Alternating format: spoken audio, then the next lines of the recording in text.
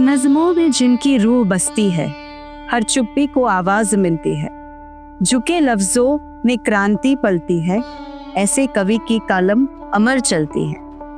Words that heal, lines that liberate, a voice so soft, yet a soul that stirs storm. He's not just a poet, he's an era, an echo, a revolution in rhythm. From the silent studios of All India Radio to the beating heart of Gujarat's literary legacy, a Padma Shri awardee, he gave poetry its wings and emotions a vocabulary of its own. Today, we don't just meet a writer, we meet a feeling, a force, a recollection of emotion found in tranquility, a cultural torchbearer, a Padma Shri.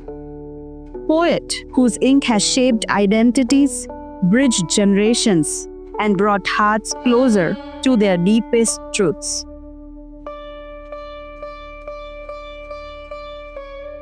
Welcome, Shri Tushar Shukla, sir.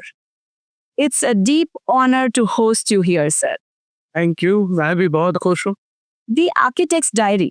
The initiative is by the Architect's Diary. I would want to brief a bit about what it Please. is about. Please It was established in 2016. The Architect's Diary envisions transforming the Indian creative community through the digital forum.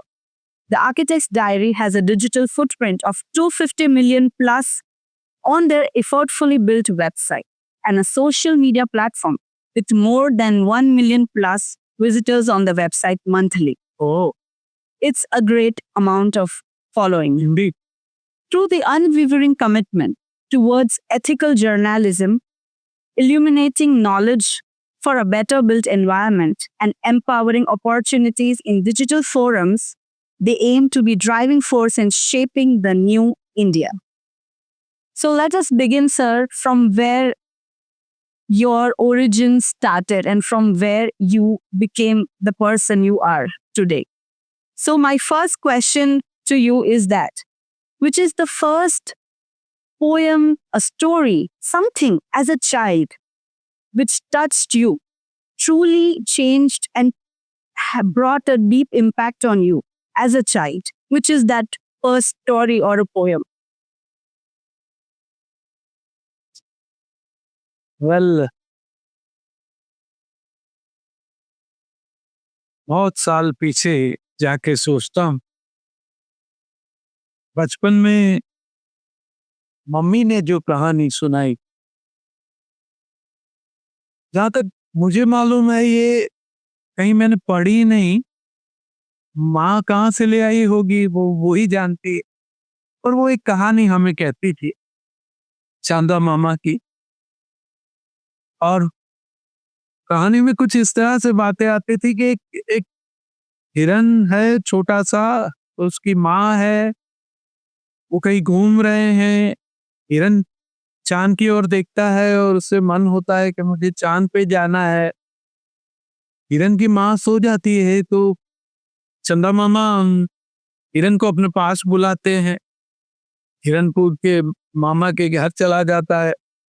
फिर जो चीजें हमें अच्छी लगती थी वो सब बातें उसमें आती थी। मम्मी कहती थी चंदा मामा का घर इतना बड़ा, एक एक कमरे में अलग अलग चीजें, एक में ढेर सारे खिलौने, एक में मिठाइयाँ, एक में स्पोर्ट्स के लिए कुछ चीजें भी रखी हुई है, कपड़े बहुत अच्छे अच्छे रखे थे वहां। और हिरन हर एक चीज, हर एक कमरे में जाके बैठता है, बच्चा देखता है, कुछ चीजों से खेलता है, कुछ पहनता है, फिर दूसरे कमरे में जाता है, मामा भी खुश। पर थोड़ी देर के बाद वो हिरन का छोटा सा बच्चा उदास हो गया है।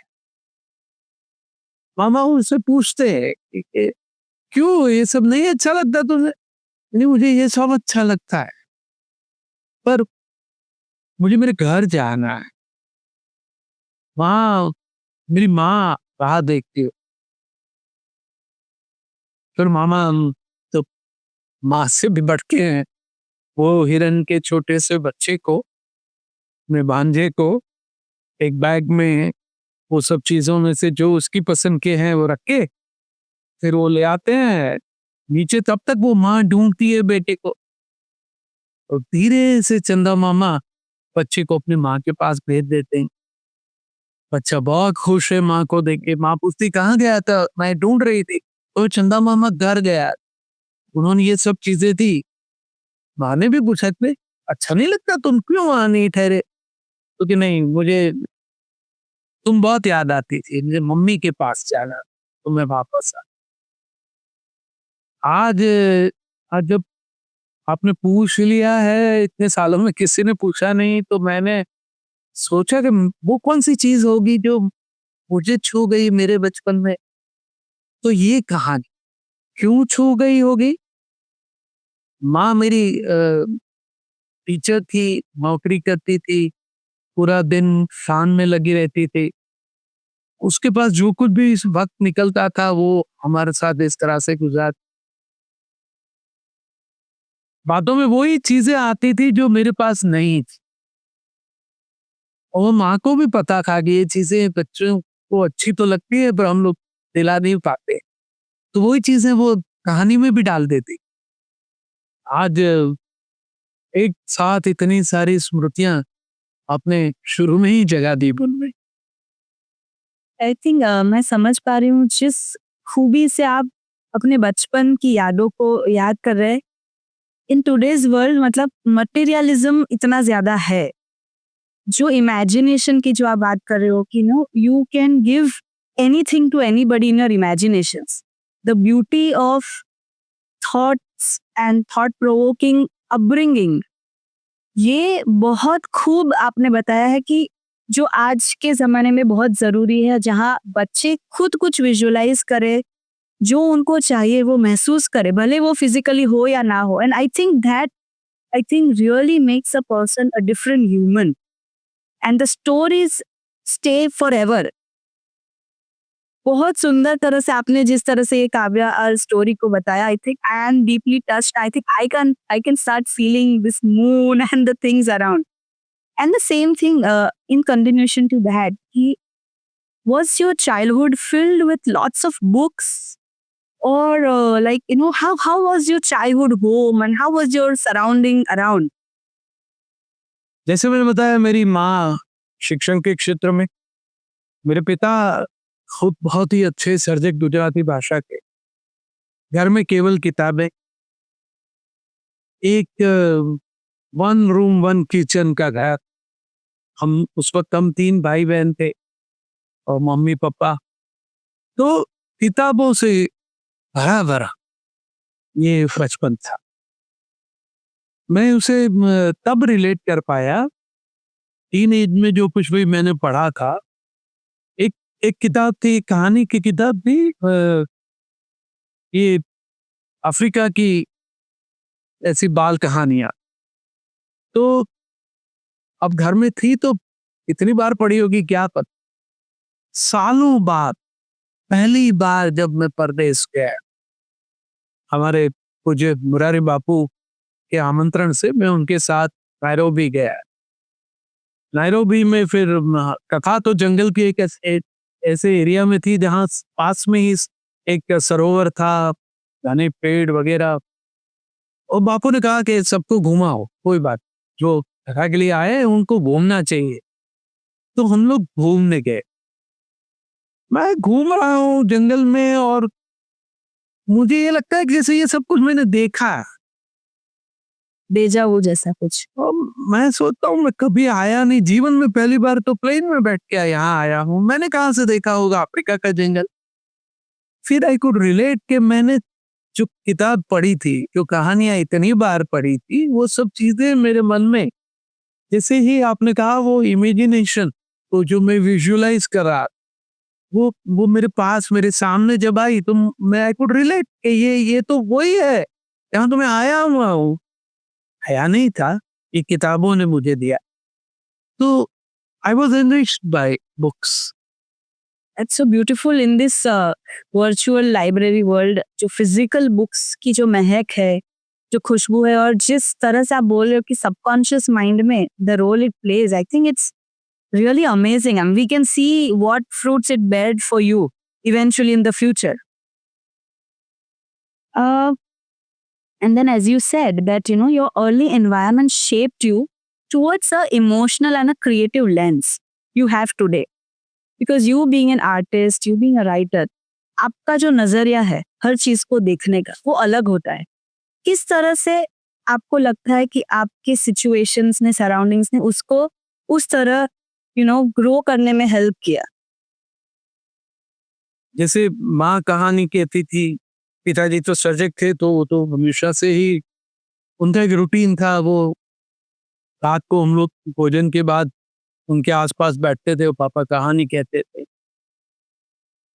आबू के जंगलों में, और बालाराम उसके पास में जगह है, वहां से चल के जिस तरह से वो अपनी जवानी में जाते होंगे. तो ये सब चीजों ने एक रुचि पैदा की. अनकॉन्शियसली ये भी साथ साथ चला, द लैंग्वेज ही यूज, क्योंकि वो जिस तरह से, जिस भाषा में, जिन शब्दों के विनियोग से बात को हमारे सामने रखते थे, दैट क्रिएटेड विजुअल्स. तो शब्दों के द्वारा दृश्य रचना, वो आज बहुत डिटेच होके इतने सालों के बाद जब आप पूछ रही हो तब मैं सोचता हूँ, तब पता चलता है कि कहाँ होगा इसका रूट. तो ये सब चीजों में था. इन्होंने ये हमेशा अंग्रेजी में टाइम्स ऑफ इंडिया वगैरह में जो कार्टून की एक छोटी सी स्ट्रिप आती थी, उसमें से ट्रांसलेशन करके हमें बताते थे.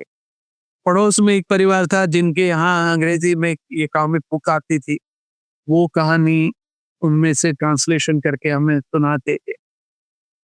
आपको मैं ये बताऊं, मजा है क्या कि मैं स्कूल में 3rd स्टैंडर्ड में क्लासरूम में कहानी कहता था खड़ा हो बच्चों को, हमारे साथ के स्टूडेंट्स को, और टीचर को भी आसानी हो जाती थी. प्री पीरियड, भाई तुषार तुम कुछ बताओ, बच्चों के साथ बातें करो, कुछ कहानी कहो.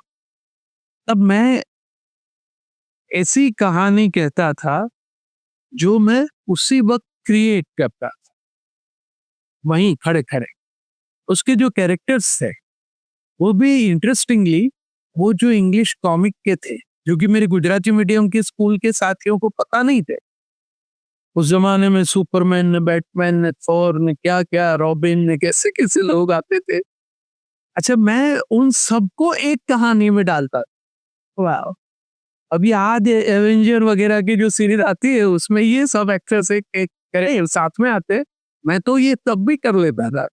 और एक क्लास के बाद टीचर आ जाते थे, फिर किसी और क्लास में, फिर जहाँ से छोड़ी है वहां से फिर से, और फिर उसका एक इंटरेस्टिंग ड्रॉप. इन सब चीजों ने मेरे अंदर एक क्रिएटिव एक समझ डाली, इसका एक डेफिनेट ओपनिंग होना चाहिए, इंटरेस्टिंग ड्रॉप ऐसा होना चाहिए कि जो दूसरी बार वहां से आगे, अच्छा क्लास हाफ एन आवर का हो तो हाफ एन आवर में मैं खड़े खड़े वार्ता बनाऊं भी और बोलूं भी, तो शब्द मेरे साथ चलने चाहिए, सही चयन शब्दों का होना चाहिए. और जिन्होंने ये कॉमिक नहीं देखी उनको तो मैं बताऊं तभी तो वो उनके मन में एक बैटमैन आएगा, एक सुपरमैन आएगा, इसने देखा भी नहीं कैसा लगता है ये. तो ये मेरे नैरेटिव्स को इन सब चीजों ने मोल्ड किया है. आई विश कि मैं आपके क्लास में पढ़ती होती, क्योंकि मुझे तो कभी इतने सुंदर क्लासमेट्स नहीं मिले जो कार्टून को live on the spot create कर पाए, इनकारनेट करे. मतलब जैसे हम रामायण महाभारत में पढ़ते हैं, हमने कभी भगवान को देखा नहीं है, but we can close our eyes and imagine how they look. Similarly I think you showed them god in their own age group. मतलब for them superman was a god and you gave him superpower of Avenger and Batman and everything in one go. नहीं, वो उन लोग वो आज भी जब मिलते हैं तो मुझे उसी तरह याद करते. उनको ये सब लेखक तुषार शुक्ला ने, कभी तुषार शुक्ला ने, उससे कोई यारों को, दोस्तों को क्या इनसे लेना. और वो जो तू कहानी कहता था ना, बहुत मजा आता. So yeah, I think that was your beginning. I think inception as generating the creative lens of your site. अब देखो, मम्मी, पिताजी और वर्ग में, क्लासरूम में टीचर जिन्होंने इन सब बातों को कहने के लिए मुझे मौका दिया, Very, इन सब का योगदान. very true. So I think वहाँ स्कूल में तो आप ऑलरेडी एक अपनी छवि छोड़ चुके थे as a very creative person, live person. I think your nature was like that and that helped you. Further, when you went to your college and then you chose your stream and then you decided that I think this is a genre I love the most. How did you decide that this is my genre and I think how should I go ahead with that? Who guided you, inspired you for this? Yeah, I was absolutely clear that I'll be an arts graduate, that too with language and literature.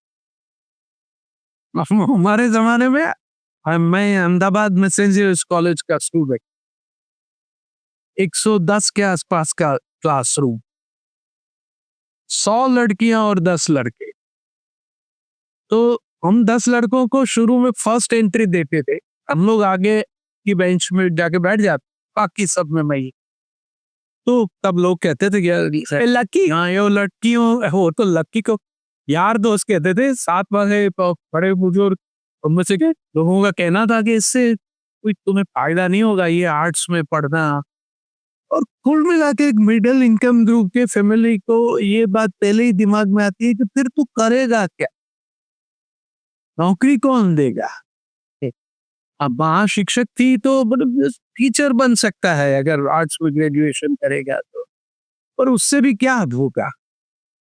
तो बिल्कुल ही adverse situation था कि मैं arts पसंद करूं और पास पड़ोस के कोई लोग उसे पसंद न करें. फिर भी मम्मी और पापा ने मुझे कभी ये नहीं कहा कि तुम आर्ट्स में क्यों जाते. आज हम 5 भाई बहन हैं, पांचों के पांचों अलग अलग विधाओं में सब्जेक्ट्स के साथ पढ़े और सब अपनी चॉइस से पढ़े. किसी को मम्मी पापा ने नहीं कहा.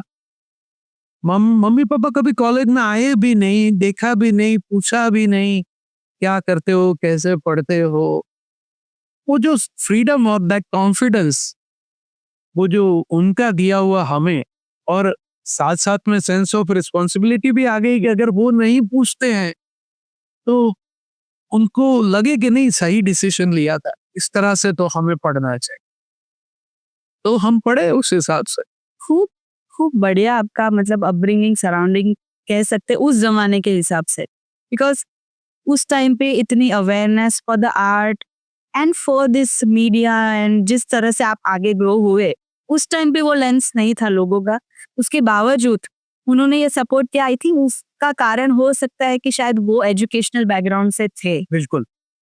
और जब एक घर की स्त्री या like mother, when she is working, when she is into educational field, I think it changes the aura of the house. And I think you were blessed to have that kind of Absolute. female factor in your life. And obviously your father respected her decisions, her choice of giving freedom to you as children. क्योंकि हुआ क्या कि माँ हिंदुस्तान पाकिस्तान के partition में पाकिस्तान से यहाँ आई. वो बहुत ब्रिलियंट स्टूडेंट थी वहाँ.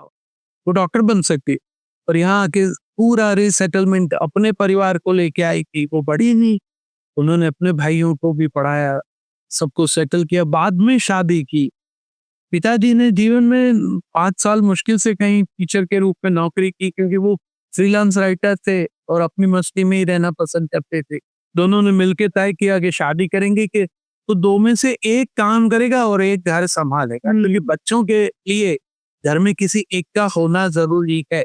फिर मम्मी ऑलरेडी सरकार में एजुकेशन में नौकरी करती थी, तो पिताजी ने तय किया, that was also a big decision, कि भाई मैं घर पे रहूं और मैं बच्चों का ध्यान रखूं. This is epic. तो हमें याद है कि वो सब कुछ काम करने में मदद करते थे. वो सब्जी भी काट के तैयार रखते थे, आंगन भी झाड़ू लेके साफ करते थे. तो he was a very popular poet and writer and dramatist. पर अपने घर के काम में वो इस तरह से, और मिडिल इनकम ग्रुप जैसे मैंने कहा, it was even lower middle income group, सब चीजें अपने आप ही करने की होती. तो वो करने में मम्मी का हमेशा हाथ बढ़ाते. माँ शाम को स्कूल नौकरी से जब घर आती थी तब तक कुकर तैयार करके रखना. फिर तो हम लोगों को भी पता चला कि इसे इस तरह से करते हैं. मैं भी सब कुछ कर सकता, मैं भी खाना पका सकता. रोटी नहीं आती, बाकी हर एक चीज कर सकता. So I think what you are saying is fabulous, मतलब gender biased roles. अब मुझे दिमाग में कभी नहीं आया। अब मम्मी पापा ने रखा। बहन मेरी एक बहुत ही ब्रिलियंट डॉक्टर है, वो परदेश में, उसके पति डॉक्टर, उनके दोनों बेटे अमेरिका में बहुत बड़े डॉक्टर हैं। एक बहन है वो इकोनॉमिक्स की प्रोफेसर हैं।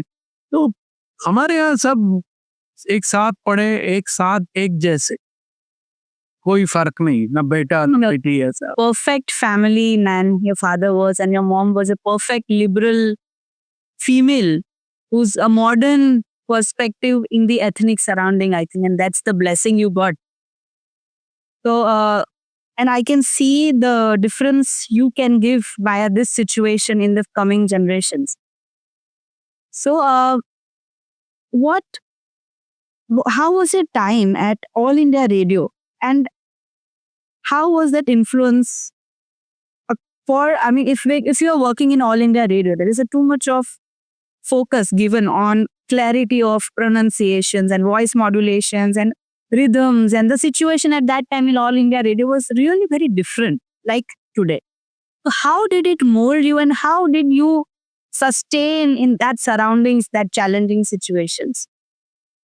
You can call All India Radio a conservative radio in context to today's radio channel.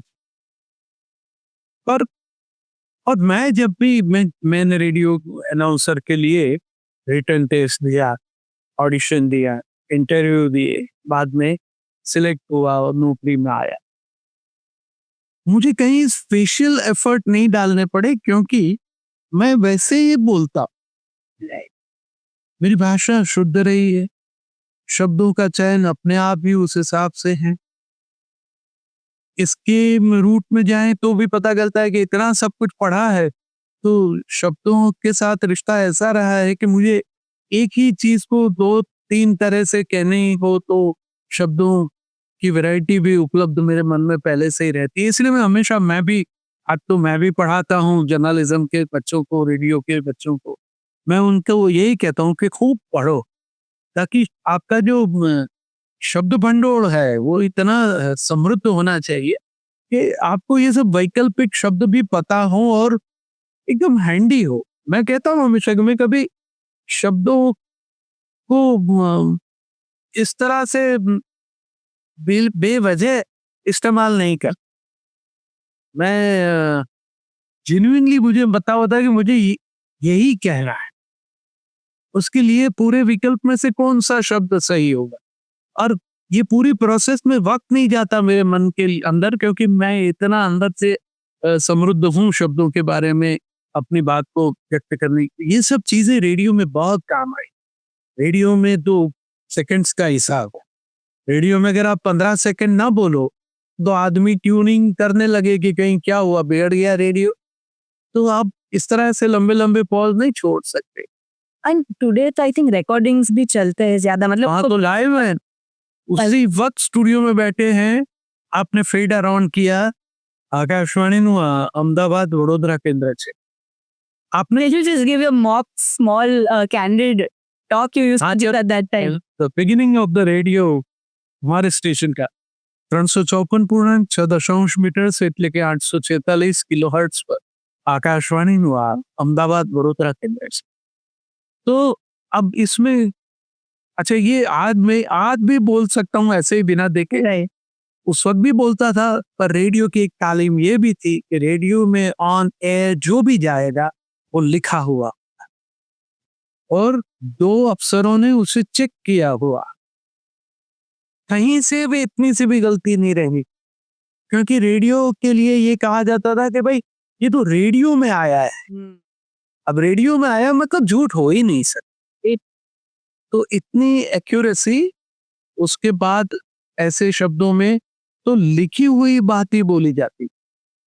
लिखी हुई बातें बोलने की आदत मुझे मेरे मंच संचालन में भी काम इसलिए आई। मैं शायद पहला ही ऐसा मंच संचालक था जो पूरे अनाउंसमेंट को लिख के लाइव ऑन स्टेज बोलता था। और रेडियो ने ये भी सिखाया, रेडियो क्या करता है, रिटन वर्ड को स्पोकन वर्ड के रूप में प्रेजेंट करना। मतलब बात लिखी हुई हो और कह रहे हो इस तरह से आना चाहिए। अच्छा, स्क्रिप्टेड है बट स्टिल कैंडिड लग दीजिए। तो तभी जाके ऑडियंस को ये लगता है कि ये, और रेडियो में ये भी एक बात और सीखने जैसी, रेडियो मास सुनता है रेडियो को, बरोबर है, पर जब आप बोलते हो तो आपके सामने ये बात होनी चाहिए कि मुझे कोई एक ही आदमी सुन रहा, ये पर्सन टू पर्सन कम्युनिकेशन। मैं मास को संबोधित नहीं कर, वरना तो वो एक आदमी क्यों यार ये किसी और को कह रहा है, मुझे नहीं कह रहा, ऐसे नहीं, तुम्हें ही कह रहे हो भैया, सुनो, अब जाके वो ध्यान से सुन रहा है।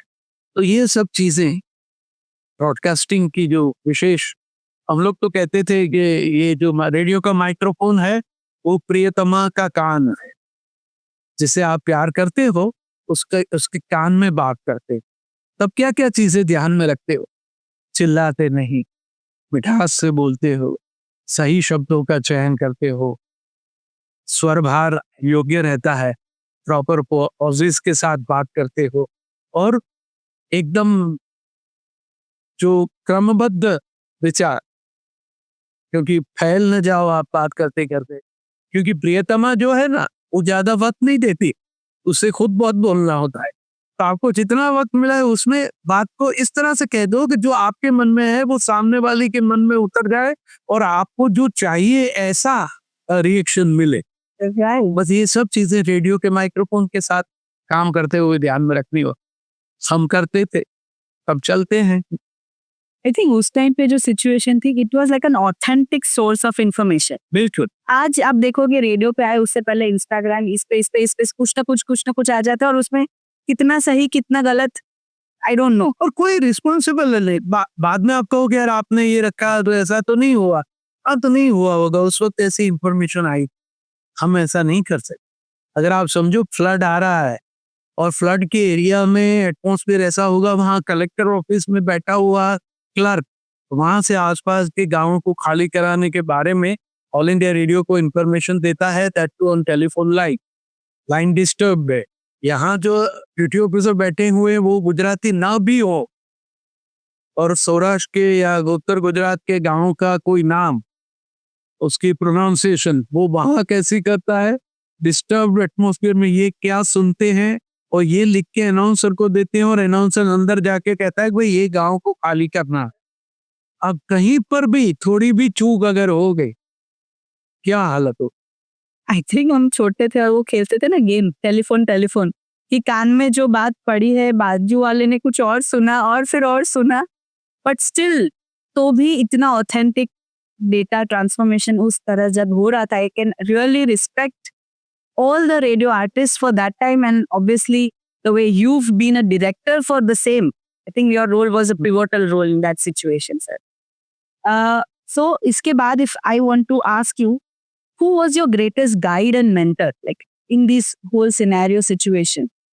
वैसे किसी एक को कहना मुश्किल है, जैसे मैंने कहा मेरी माँ, मेरे पापा, मेरी टीचर, मैं बहुत नसीब वाला कि मुझे स्कूल में ऐसे अच्छे शिक्षक मिले जिन्होंने मुझे क्लासरूम में बोलने का मौका दिया, दैट बाद में सीजीएस कॉलेज में इतने अच्छे प्रोफेसर्स मिले जिन्होंने ग्रूम किया।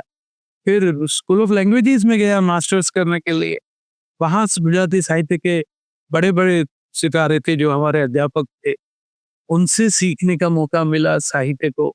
उन्होंने कितने कंसेप्ट क्लियर कर दिए लिटरेचर के।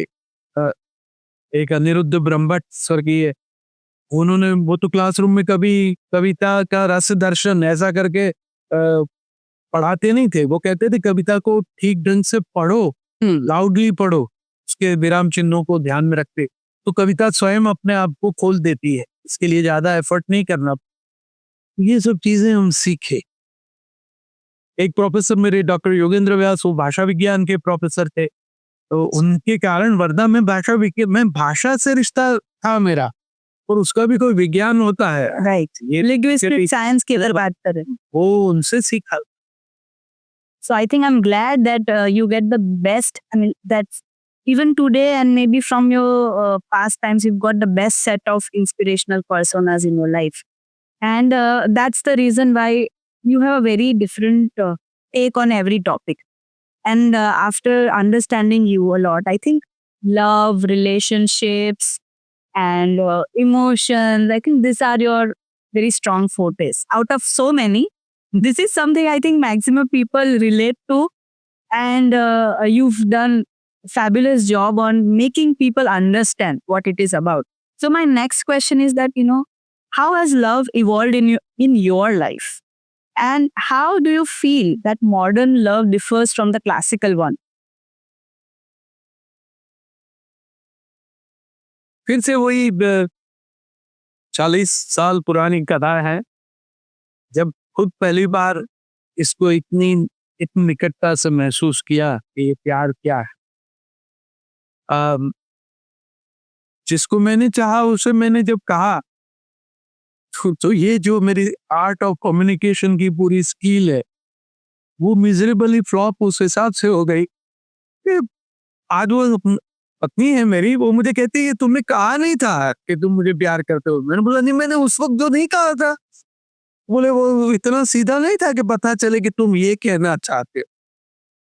पर फिर भी ये प्यार कैसे इवॉल्व हुआ कि छोटी सी इंटरेस्टिंग कथा है कि मैं ऑल इंडिया रेडियो में मुझे नौकरी लग गई। ये सेंट कॉलेज में मेरी बहुत जूनियर थी पर पढ़ती थी। परिचय हमारा स्कूल के ज़माने से आज मैं याद करता हूँ तो लगता है कि ऐसा था कि जब मैं किसी अंग्रेजी ड्रामा में स्कूल में रोल करता था, तो उस दिन डिसीजन होने वाला था किसे फर्स्ट प्राइज मिलेगा। अब वो भी किसी एक ड्रामा में छोटी बच्ची की कोई डांस बैले में मोर बन के गाना वाना गा रही थी। वो उस विंग में खड़ी थी और उसने मुझे देखा, मैं सोच रहा था खड़े, उन्होंने कहा देखना फर्स्ट प्राइज आपको ही मिलेगा। फिर मिला भी। अरे वाह। तो फिर दूसरे दिन मैं उसके क्लास में गया। मैंने कहा आप यूं हाथ ना रखो, अब छोटे छोटे हाथ से। तो मैंने उसमें चॉकलेट रखे, तो खुश हो गई। सालों बीत गए, रेडियो में नौकरी में लगा। फिर पता चला कि यार ये वो जो लड़की थी ना, वो भी सिविल्स में अब पढ़ रही है। मैं फिर वहां मिला उनसे फिर से कि मन में बहुत रिस्पेक्ट था, क्योंकि उन्होंने मुझे स्कूल मेरे गुड डेज में स्टाइल में देखा था। I was little bit popular also. तो फिर उनकी दोस्तों ने कहा हम लोग एक पार्टी, तो फिर हमें भोजन करने के लिए मैं एक रेस्टोरेंट में गया।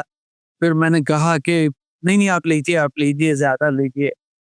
उसने कहा कि नहीं मैं अब नहीं खा पाऊंगी, मैं खाऊंगी तो वोमिट हो जाएगी। मैंने कहा आप चिंता ही मत करो, अगर वोमिट होगी मैं अपना हाथ रख लूंगा सामने। और सही में वोमिट हुई और मैंने सही में अपना हाथ रख दिया सामने।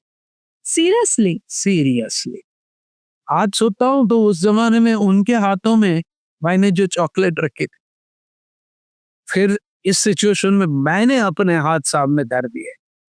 तो आज भी वो कहती है कि शायद उसी पल में ये तय हो गया था मेरे मन में कि ये लड़का है, ठीक है, इसके साथ जिया जा सकता है। कोई रोमांटिक सिचुएशन में तो चीजें हो सकती है, पर बाद में इल्यूशंस दूर हो सकते हैं। ये तो बिल्कुल ही धरातल पर का ठोस मामला था, इतना जरा भी नहीं रोमांटिक था। तब जो मेरे पास खड़ा है, मेरे साथ खड़ा है, हु केयर्स। और प्यार को मैंने तब समझा, to care is to love. Very true, sir. And in this modern world where I think material things prove कि बुके हो, चॉकलेट बुके, तो ही प्यार एक्सप्रेस कर सकता है। आई थिंक जिस तरह से आपने एक्सप्रेस किया है, आपकी लाइफ पार्टनर बहुत लकी है that she got such a beautiful moment to judge that yes, this is the right person for me, and she had the right eye to choose the right one. हाँ, ये है, Very true. उसने समझ लिया है। Maturity of understanding humans. And I think जैसे हमारा एक एपिक फिलोसॉफी है जो सावित्री का जो पूरा पुराण है, जिसमें वो अपने पति के लिए, सत्यवदन के लिए जिस तरह से पूरी संघर्ष की स्टोरी है, जहाँ उनको पता था कि is not going to live long, but still she said that once I have chosen it's a celestial bond, and when two souls meet I think no such conditions should apply, whether he lives long, whether he lives less. This is that classical era of love. And I think that has explained relationship in a very deeper context, which I think modern generation doesn't know. So as a literature person. I think that's why I want to ask कि कैसे अभी के जमाने में हम प्यार की परिभाषा in the modern context, what it is according to you that has changed unlike before. प्यार तो प्यार है, सिर्फ एहसास है ये रोज से महसूस करो, प्यार को प्यार ही रहने दो, कोई नाम न दो, उसे किसी एरा से जोड़ने की बात ठीक नहीं। मैं तो हमेशा कहता हूँ कि प्यार के लिए जब बात करें तो पास्ट टेंस में हो ही नहीं सकती। प्यार था ऐसा नहीं हो सकता। बच्चे बात करते हैं मेरा उनसे प्यार था नहीं, प्यार होता है तो होता है।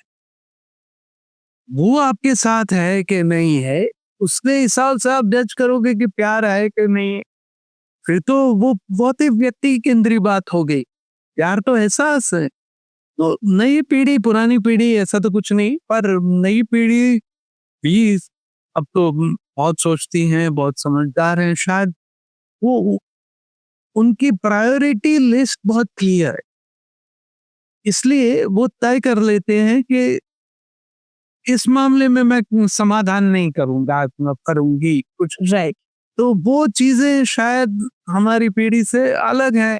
वो समझते हैं कि भाई अगर उन्होंने भी शायद अपने माँ बाप को देखा होगा तब कहीं थोड़ा मन मत को समझाते हुए, मन मारते हुए चीजें जो करनी हो तो नहीं कर पाए हों, तो ऐसी सिचुएशन में अपने रहना ही क्यों, इसलिए बच्चे कर देते हैं कि या तो शादी ही नहीं करेंगे या तो देर से करेंगे तो बच्चा नहीं होने देंगे, क्योंकि अभी ये बहुत ही व्यक्ति केंद्रीय हो गया। अब ये मेरा व्यक्तित्व और मेरा अस्तित्व इनकी ही महिमा हो गई।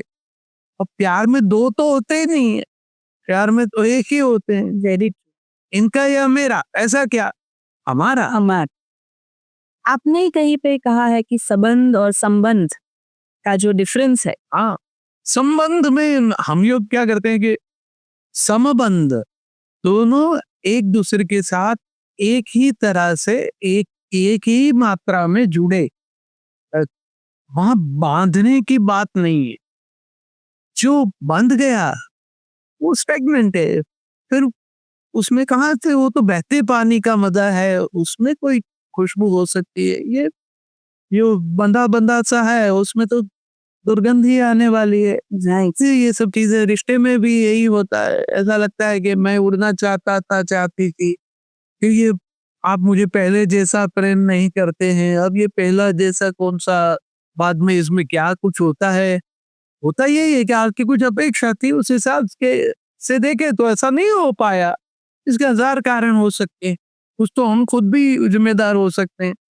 और अब जब साथ में, मैं ये नहीं कहता कि जबरदस्त सहो और फिर भी मन मार के भी साथ में रहो, ये तो अब चलेगा भी नहीं और करना भी क्यों चाहिए। पर ये भी है कि छोटी छोटी बातों में ये मनमुटाव, कभी कभी मैं अपने लेक्चर में कहता हूँ कि अभी तो हम लोग उसके रिसेप्शन में जाके पैसा दे के बात में और खुशी प्रकट करके भोजन करके घर आए हैं और कह रहे हैं कि इसके बासुदी में वो शक्कर कम थी। अब वहां उस वक्त वो दोनों, क्या पता उनके बीच में क्या होता है, वो तय करते हैं कि खादा खोराकी कितना मांगेंगे छूट अलग होने के कारण में। अब ये बच्चों जैसा हो गया। इसलिए तो अच्छा है कि छोटे थे तो घर घर खेलते थे ना, ये खेलते भी नहीं है। इतना तो मुझे भी लगता है कि थोड़ा तो सब्र करो, सहन करो। दो दो डिफरेंट पर्सनालिटीज एक साथ रहना तय करती है, that too at certain age. Right. बच्चे शादी कर ले चल जा, तो दोनों के आइडियाज, लाइक्स डिसलाइक्स इतने स्ट्रांग हो गए हों, फिर साथ में रहना, तो दोनों को समझना चाहिए कि दोनों को कुछ तो छोड़ना पड़ेगा। ये हस्तमेलाप क्यों कराते हैं? राइट। ये दोनों हाथ खुले होते हैं। अब आप यूं नहीं करते, अब दोनों हाथें बंद करके मिलना शुरू करो तो मिल कैसे पाओ? और हाथ खुलोगे तो कोई आपके हाथ में से ले ही लेगा, ऐसा क्यों मानते हो? कुछ दे भी सकता है। खुले हाथ से, खुले मन से, खुले दिल से रहो, तो आने वाले समय में फिर हंसी भी आएगी कि यार उस जमाने में थोड़े ये नहीं अच्छे लगते और अब हम अच्छे लगते हैं। अब आदत हो जाए। बड़े अच्छे लगते हैं। हेलो, कुरकुरे के ऐड में बोलते हैं टेढ़ा है पर मेरा है। जैसे कि नई ऐड की पंच लाइन्स भी इतनी ट्रेंडिंग है कि छोटी सी है बट बहुत वायरल है कि भाई टेढ़ा है पर मेरा है, जैसा है मेरा है। आई थिंक ये क्वेश्चन मैंने इसीलिए पूछा क्योंकि अभी दिल्ली यूनिवर्सिटी में they have started one elective kind of a course which talks about emotional education.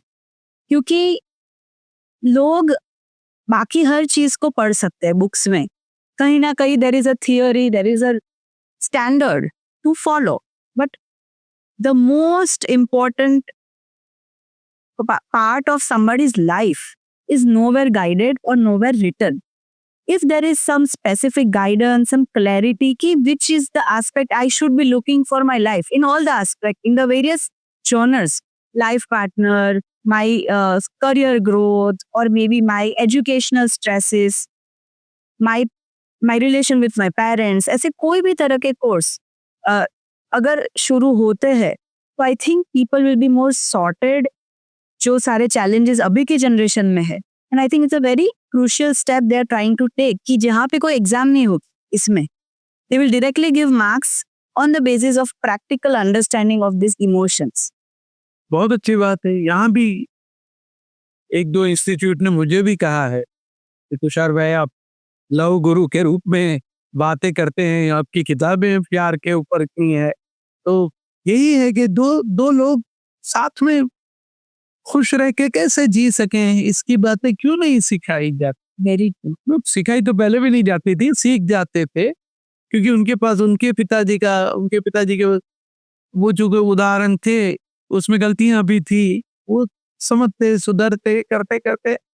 पर ये भी है कि जीवन तो चला जाता है। आज मैं भी जब सोचता हूँ कि ये सब चीज, मैं इतने प्यार की बातें करता हूँ, प्यार करके शादी की है, प्यार आज है ही है, पर फिर भी लगता है कि कुछ साल ऐसे गए होंगे जिसमें उनकी इच्छा के हिसाब से मैं बेस नहीं आया, पर अब वो जो गया सो गया, अब उसे वापस नहीं ला सकता। अब ये वापस नहीं ला सकने का जो दर्द होता है उसे कुछ इस तरह से संभाल सकते हैं कि जो बाकी का समय है उसमें थोड़ा और समझदारी से, लव इज अंडरस्टैंडिंग, प्यार समझदारी है, और समझदारी एक रात में नहीं आती, वो जीते जीते। The reason why we're talking a lot about love and emotions is because I think education is also a love, a kind of love. Love for your hobby, love for your profession. And मैंने बहुत बार पढ़ा है, आप बहुत सुंदर तरह से समझाते हैं कि आपका पैशन प्रोफेशन अगर है तो लाइफ बहुत मधुर है, अगर वो नहीं है तो फिर बहुत सारे क्राइसिस आ जाते हैं। So I think that's why everybody has to very deeply understand. इसीलिए बोलते हैं कि after every successful man there is a women. आपका लव लाइफ सक्सेसफुल है, I think that's why you are very successful professional life. So what would you want to say that how does all this strong emotions, love is a part of it, ऐसे multiple दूसरे भी जो emotions है, anger है या frustration है, love है, warmth है, ये सब इमोशन ह्यूमन के ग्रोथ में किस तरह से रोल प्ले करता है इन अ पोएटिक सेंस। अब ये सब मिला के तो इंसान इंसान बनता है, वरना तो फरिश्ता न बन जाए। मैं गुस्सा करता हूँ, कर सकता हूँ, इतनी समझदारी के बाद भी करता हूँ। अब अगर सब्जी में नमक ज्यादा है तो गुस्सा मुझे भी आता है, और वहां तक मैं भी एक साधारण इंसान ही हूँ, पर जो जिस तरह से मेरा बीइंग है उसमें सेकंड थॉट के लिए जगह है, और वहां मैं सोचता हूँ कि क्यों नमक ज्यादा होगा, रीजन क्या हो सकता है। ये मुझे ज्यादा नमक तो खिलाएगी नहीं, जानती है मुझे हाई ब्लड प्रेशर का पेशेंट हूँ, तो नहीं नमक हो तो वैसे भी कम डालना पसंद करेगी। या फिर कभी कोई परिवार के कोई सदस्य के कारण गुस्सा आ गया हो और नमक ज्यादा पड़ गया हो, सभी हो सकता है। घर से, अपने पिता के घर से कोई संदेश आ गया हो और मन दुखी हो, चिंतित हो, तो भी नमक। वही के कारण भी हाथ अगर थोड़े बहुत ट्रेम्बलिंग है तो ज्यादा हो सकता है नमक, या फिर नमक ही अब तो बहुत कभी कभी इस तरह से जो ज्यादा सॉल्ट किया जाता है। तो मैं ये सेकंड थॉट के ऊपर सोच के फिर क्रोध को धीरे धीरे पलट लेता हूँ और मुझे पता चलता है कि यार ठीक नहीं की क्या बात। This spontaneous world of reactions, I think retrospection की जो आप बात करें बहुत ज्यादा जरूरी है धैर्य की। वही बचा लेता है। हाँ, अगर आप दोबारा सोचो तो कई बार ऐसा लगता है कि ये जरूरी नहीं था इतना हार्श होने का, ये छोड़ सकते थे ये। पर अभी एक गुस्सा होता है ना आदमी, तब उसके पीछे और भी 50 चीजें होती है, वो रीजन बहुत फालतू होता है। Very true. तो I think to beautify all senses in your life, I think you need patience, you need observation, and you need to be in that person's shoes. I think अगर आप उनके angle से अगर देखते हैं, I think you can definitely control yourself. And I have read lots of poems and lot of things of yours which talk about all these beautiful things. So इसी संदर्भ में अगर बात करें कि हमारी जो संस्कृति है, the culture varying we divided different workloads to different people so that there is no over communication between two and then that all chaos and the confusions. ये सब जो cultural evolution हुआ है in the human race and the family bondings and the type of family culture, what changes do you find in this modern parenting and in the education of kids?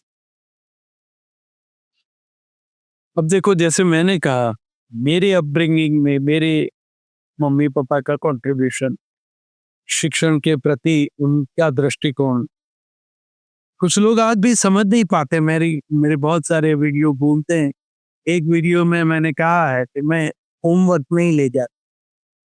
मेरे पिताजी ने मेरे notebook के पीछे लिख दिया था कि चिरंजीवी तुषार ने गृह कार्य किया नहीं है दुर्गेश भाई। तो मैं दिखाता, मेरे शिक्षक भी गुस्सा आता भी होगा पर करते नहीं थे। उन्होंने वो पढ़ के उन्होंने एक बार कह दिया कि तुषार अब जब होमवर्क लाओ तो होमवर्क की दिखा, ये हमने पढ़ दिया है। तब ऐसा मैंने वीडियो में बहुत बार कहा है। अब ये होता क्या है कि कुछ लोग बनाते हैं बाद में अपने हिसाब से कट करके, फिर वो वीडियो को और या सेंसेशनल टाइटल लगा के वो छोटा सा रील करके मार्केट में रख देते हैं। एक माँ ने मुझे कहा कि मेरे बेटे ने वो जो आपने कहा है ना कि गृह कार्य नहीं करना है, होमवर्क नहीं करना, वो अपने टीचर को फॉरवर्ड करके। अब मैंने कहा कि चलो ठीक है, उस बहाने उनकी टीचर को भी पता चलेगा कि इतना ज्यादा नहीं देना चाहिए कि बच्चे घर जाके घर में घर वालों के साथ खेल न सके। और मैंने बोला वो पूरा वीडियो अगर आपको भेजा होता तो पता चलता। मैंने कहा था कि मेरे पापा ये क्यों लिखते थे, क्योंकि वो अपना बहुत सारा वक्त हमारे साथ बिताते। वो स्कूल से उनके समझ में ये जो घर का काम है वो घर में घर वालों के साथ होना चाहिए। वो मेरे पिताजी के पास उसके लिए वक्त था, उसके लिए समझ था, और वो हमारे साथ खेलते थे, कहानी कहते थे, हजार चीजें बताते थे। बारिश के दिनों में छोटे से घर में जल्दी से आ जाते थे हम लोग, वो मच्छरदानी वगैरह डाल के, तो दीवार के ऊपर हाथ से वो कुत्ता बिल्ली वगैरह उसकी शेडो प्ले करके दिखाते थे। ये सब चीजों के लिए उनके पास वक्त था। आज क्या हुआ है कि मम्मी पापा के पास इसके लिए वक्त नहीं है, इसलिए वो ही चाहते हैं कि बच्चों को स्कूल से घर आए तो भी उसके ऊपर ढेर सारा बर्डन। अगर वो होमवर्क कम पड़ जाए तो उसे वो क्लासेस में डालो, फिर उससे भी वो बच न पाए, क्या क्या कुछ कराते हैं। अब मैं ये सब मानता हूँ कि नए पेरेंट्स को मैं कहूँ तो इसका कोई मतलब नहीं, पर मेरे वीडियो को थोड़ा काट कूट करके जब बांटते तब इसके अंदर मिसअंडरस्टैंडिंग बहुत ज्यादा हो जाती है। क्योंकि अब अगर ये वक्त ऐसा है कि जिसमें आप अपने बच्चे को, एक तो सबको बच्चा एक चाहिए, और एक बच्चे को ही सब कुछ कराना है। उनके खुद के पास जो नहीं था वो सारा उसके कमरे में डाल दिया है और खुश है कि मैंने अपने बच्चे के लिए वो सब चीजें उपलब्ध करा दी जो हमारे पास हमारे बचपन में नहीं। अरे वो ये चीजों से खुश नहीं है, वो तो उसके साथ पल दो पल खेलेगा। उसे जो चाहिए वो तो आपका वक्त चाहिए। कमरे में सब कुछ है, आप नहीं हो। अब एक है फिर भी ये नहीं, और एक को क्या क्या बनाओगे। माँ चाहते है इसको मैं डांसर बनाऊं, पापा कहते हैं कि उसको मैं बॉक्सर बनाऊं। अब वो एक बच्चा है इधर से उधर, उधर से उधर, एक क्लास से वहां, वहां से यहाँ, कहीं स्विमिंग पूल में आधा भिगा के उठा के कहीं टेबल टेनिस में डाल दिया, वहां से लेके स्केटिंग में, अगर उधर से गया तो अरे फिर स्कूल, स्कूल का इतना सारा काम, रिक्शा, रिक्शा में बच्चे भरे हुए हैं। एक रिक्शा में बच्चे जाते हैं, दूसरे में स्कूल के दफ्तर जाएंगे, बड़े बड़े उनके स्कूल बैग। तो बच्चा क्या, और ये सब करके वो जब पढ़ता, अपने से हो सके उससे ज्यादा आपको खुश करने के लिए कोशिश करके बेचारा वो 75% लाने वाला बच्चा 78 तक को अपना आपको खींच ले। अब फिर भी आप खुश नहीं है, क्योंकि अब 78 तो कुछ परसेंटेज ही नहीं है। अब वो माँ कमरे से बाहर नहीं आती, गैलरी में नहीं आती, और फिर वो ऊपर वाली जो बहन बैठी हुई है वो राह देखती है कब इसकी मम्मी बाहर आए और वो पूछे। तो सैड डिस्प्लेजर है। अब जब आप बाहर आओगी गैलरी में, वो ऊपर से झांके, हाँ कितने परसेंटेज आए। अब ये बेचारी कहेगी कि 78 आए हैं, बस तो कुछ नहीं होगा इसका। अरे बहन, तुम ऊपर वाले माले पे रहती हो, ऊपर वाली नहीं हो। तुम तय कर लोगे कि इसका बच्चा, इसका फ्यूचर क्या होगा। ऐसे वक्त में माँ बाप होना भी बहुत मुश्किल है। बहुत कॉन्फिडेंस चाहिए, बहुत सुकून चाहिए, एक समझ चाहिए कि ये दो बच्चे एक जैसे एक घर में भी नहीं होते हैं, तो मेरा बच्चा क्लासरूम के सभी बच्चों जैसा हो ही नहीं सकता, होना चाहिए भी नहीं। वो एक इंडिविजुअल आइडेंटिटी है, मालिक ने भेजा है। जब तक नहीं था तब तक क्या हालत थी, जब आया है तो यार अभी मैं कहता हूँ कि, और सभी पेरेंट्स को इतना ही कहता हूँ कि यार कुछ मत करना बच्चे के लिए, करना है करना है, हो सके तो उसको वक्त दो, बस इतना कर दो। आने वाली पीढ़ी बहुत खुश होगी और जीवन जीने जैसा रहेगा। वरना ये जिस तरह से ये चल रहा है उसमें वो परस्पर सेंस ऑफ रिस्पेक्ट रिस्पेक्ट कुछ नहीं रहेगा। आप मुझे इस्तेमाल करो, मैं आपको इस्तेमाल करूं, और ये इस तरह के समय में जीना मामला गंभीर है। मुश्किल है। I think there's a blind race, there is a rat race happening everywhere. जगत को बुद्ध की जरूरत नहीं है, बुद्धुओं की है। इतने सारे बुद्धू होंगे तो जाके कोई एक बुद्धू का बुद्ध होना वो कोई अचीवमेंट होगी। अब सभी 95-98% वाले बच्चे आएंगे। मुझे तो लगता है ये कुछ भी गलत नहीं लिखते होंगे। कितना मतलब यहाँ दिमाग में कितना छाप के ले गए होंगे, वहां उसे रिप्रिंट करके बाहर निकालते होंगे तो 95 या 98। Oh God.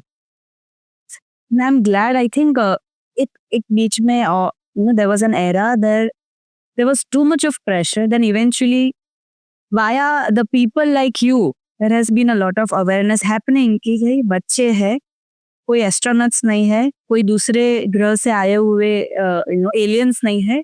You have to treat them like a kid. And उसके बाद आई थिंक सारे जो स्टैंडर्ड्स आए कि इस साल तक बैग्स नहीं ले जानी है फिजिकली, अब हो रहा, वो हो रहा है। एग्जाम्स में कोई फेल नहीं होगा बच्चा एक स्टैंडर्ड तक, रिटन एग्जाम्स इस एज से ही शुरू हो गया। I think that all is bringing a change and there is also a lot of school who's working on home schooling and this old style of education. Kyunki I think I'm so glad and so proud to tell कि Sanskrit has been the language of the world, the mother of all the languages. And जब हमारे वेद उपनिषद पुराणों में जिस तरह से knowledge को spread करने की पद्धति थी as per the various sections of life, that old style of imparting knowledge in a specific given time frame only. Once that time frame is over, you move to the other stage of life.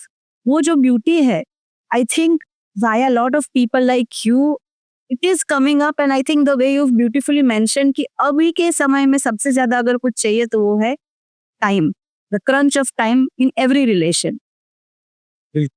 And there is a trend of absorbing foreign languages, and the biggest question to the most perfect person I can ask to is, sir, what is your take on how has the regional language been overshadowed with the foreign languages? Why do people have inferiority when they have the strength of a regional language unlike the foreign languages? अब ये जो हमारी बातें हैं वो जो सुनते होंगे उनके दिमाग में इस वक्त यही सवाल आया होगा कि आप अंग्रेजी में बात करती हैं, मुझे इतनी अच्छी अंग्रेजी नहीं आती, मैं हिंदी में बोल लेता हूं. देखो, मैं भाषा विज्ञान का विद्यार्थी हूँ, गुजराती साहित्य और अंग्रेजी साहित्य के साथ पढ़ा भी हूं. कोई भाषा दूसरी भाषा के साथ उसे रखना आमने सामने और ये अच्छी ये बुरी, ये तो कोई भाषा विज्ञानी नहीं समझ, थोड़ा बहुत भी समझता है वो नहीं करेगा. भाषा विज्ञान से ये समझाता है कि एक होती है स्टैंडर्ड लैंग्वेज, एक होती है डायलेक्ट, एक होती है लिंक लैंग्वेज.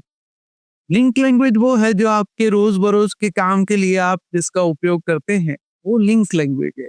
अगर मैं अमेरिका में रहता हूँ और मैं गुजराती में बोलूंगा तो मेरा काम नहीं चलेगा, मुझे अंग्रेजी में बोलना पड़ेगा. अंग्रेजी से झगड़ा करूं तो भी क्या होगा, काम नहीं चलेगा, क्योंकि मुझे तो अल्टीमेटली काम निकालना है.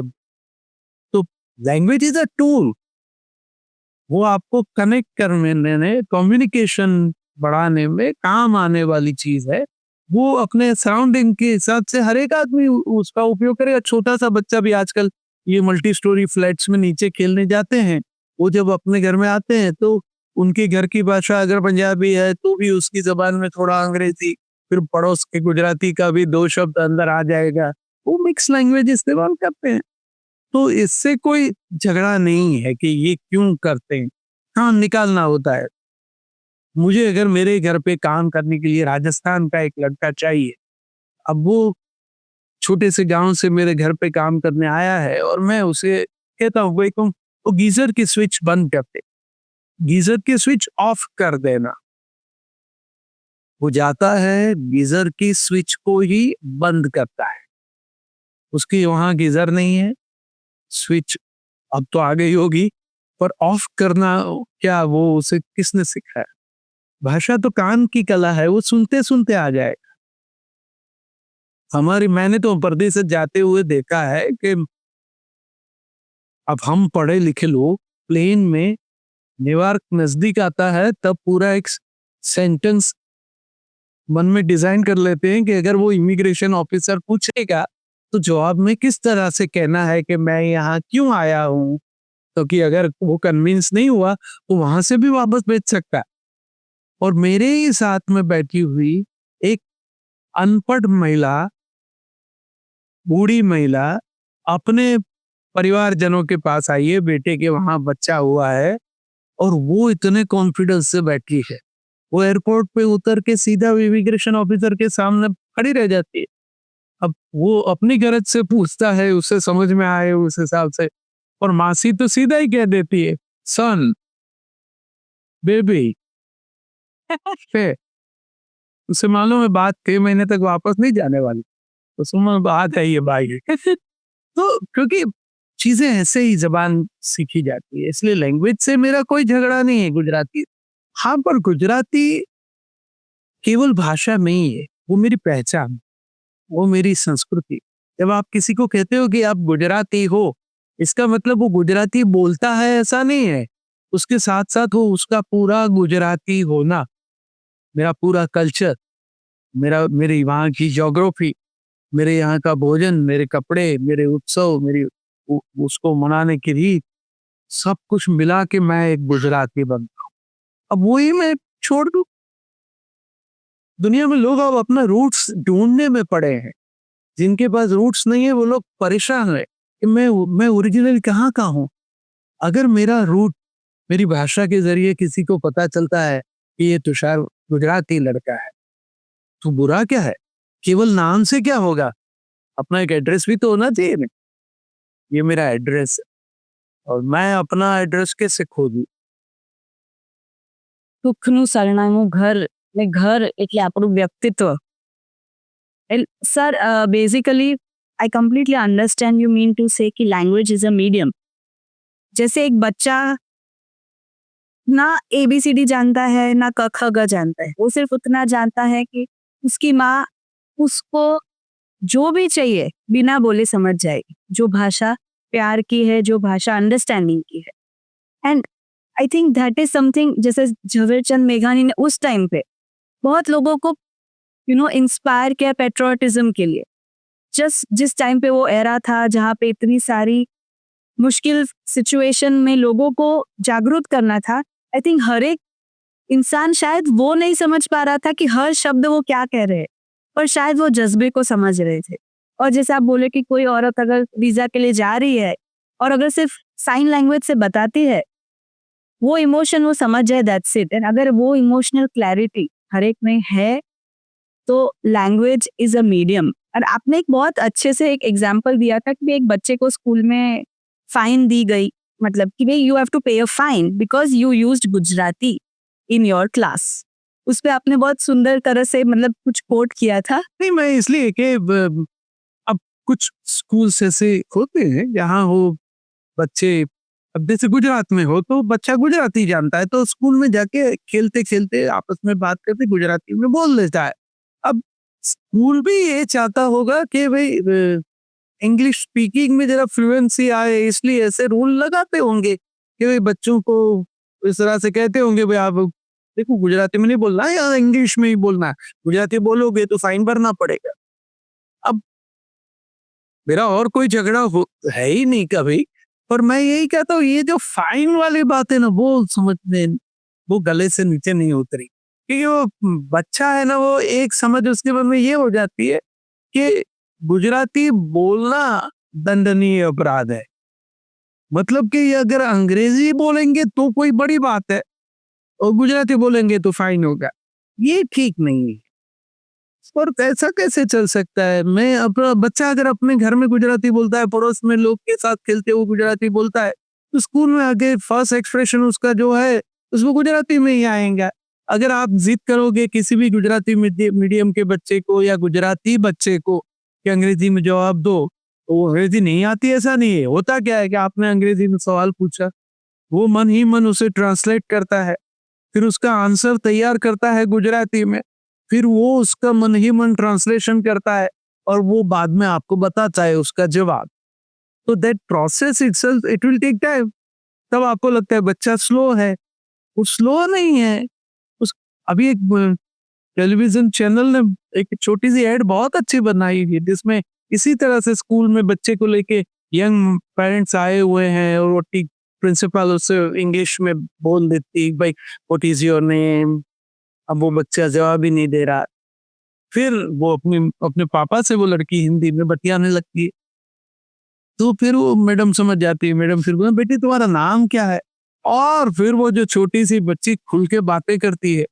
और एड में बहुत प्यार से कहा है कि भाई जो मातृभाषा है बच्चों की उसमें बात करें, वो उसमें क्या बुरा क्या है. मेरा मेरा कहना यही है, गुजराती चूंकि हम गुजराती है इसलिए गुजराती, पर अगर कोई भी प्रादेशिक भाषा का बोलने वाला है उसको ये अपनी भाषा का गौरव बोध तो होना चाहिए.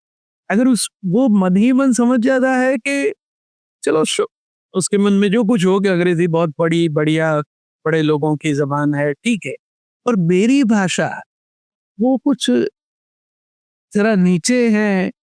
मेरा एक कोटेशन इस तरह से बहुत घूमता है, मैंने इसमें कहा है कि डॉलर के सामने रुपया अगर कम हो रहा है तो हो सकता है, इसका मतलब ये नहीं कि अंग्रेजी के हिसाब से गुजराती नीचे आ जाए.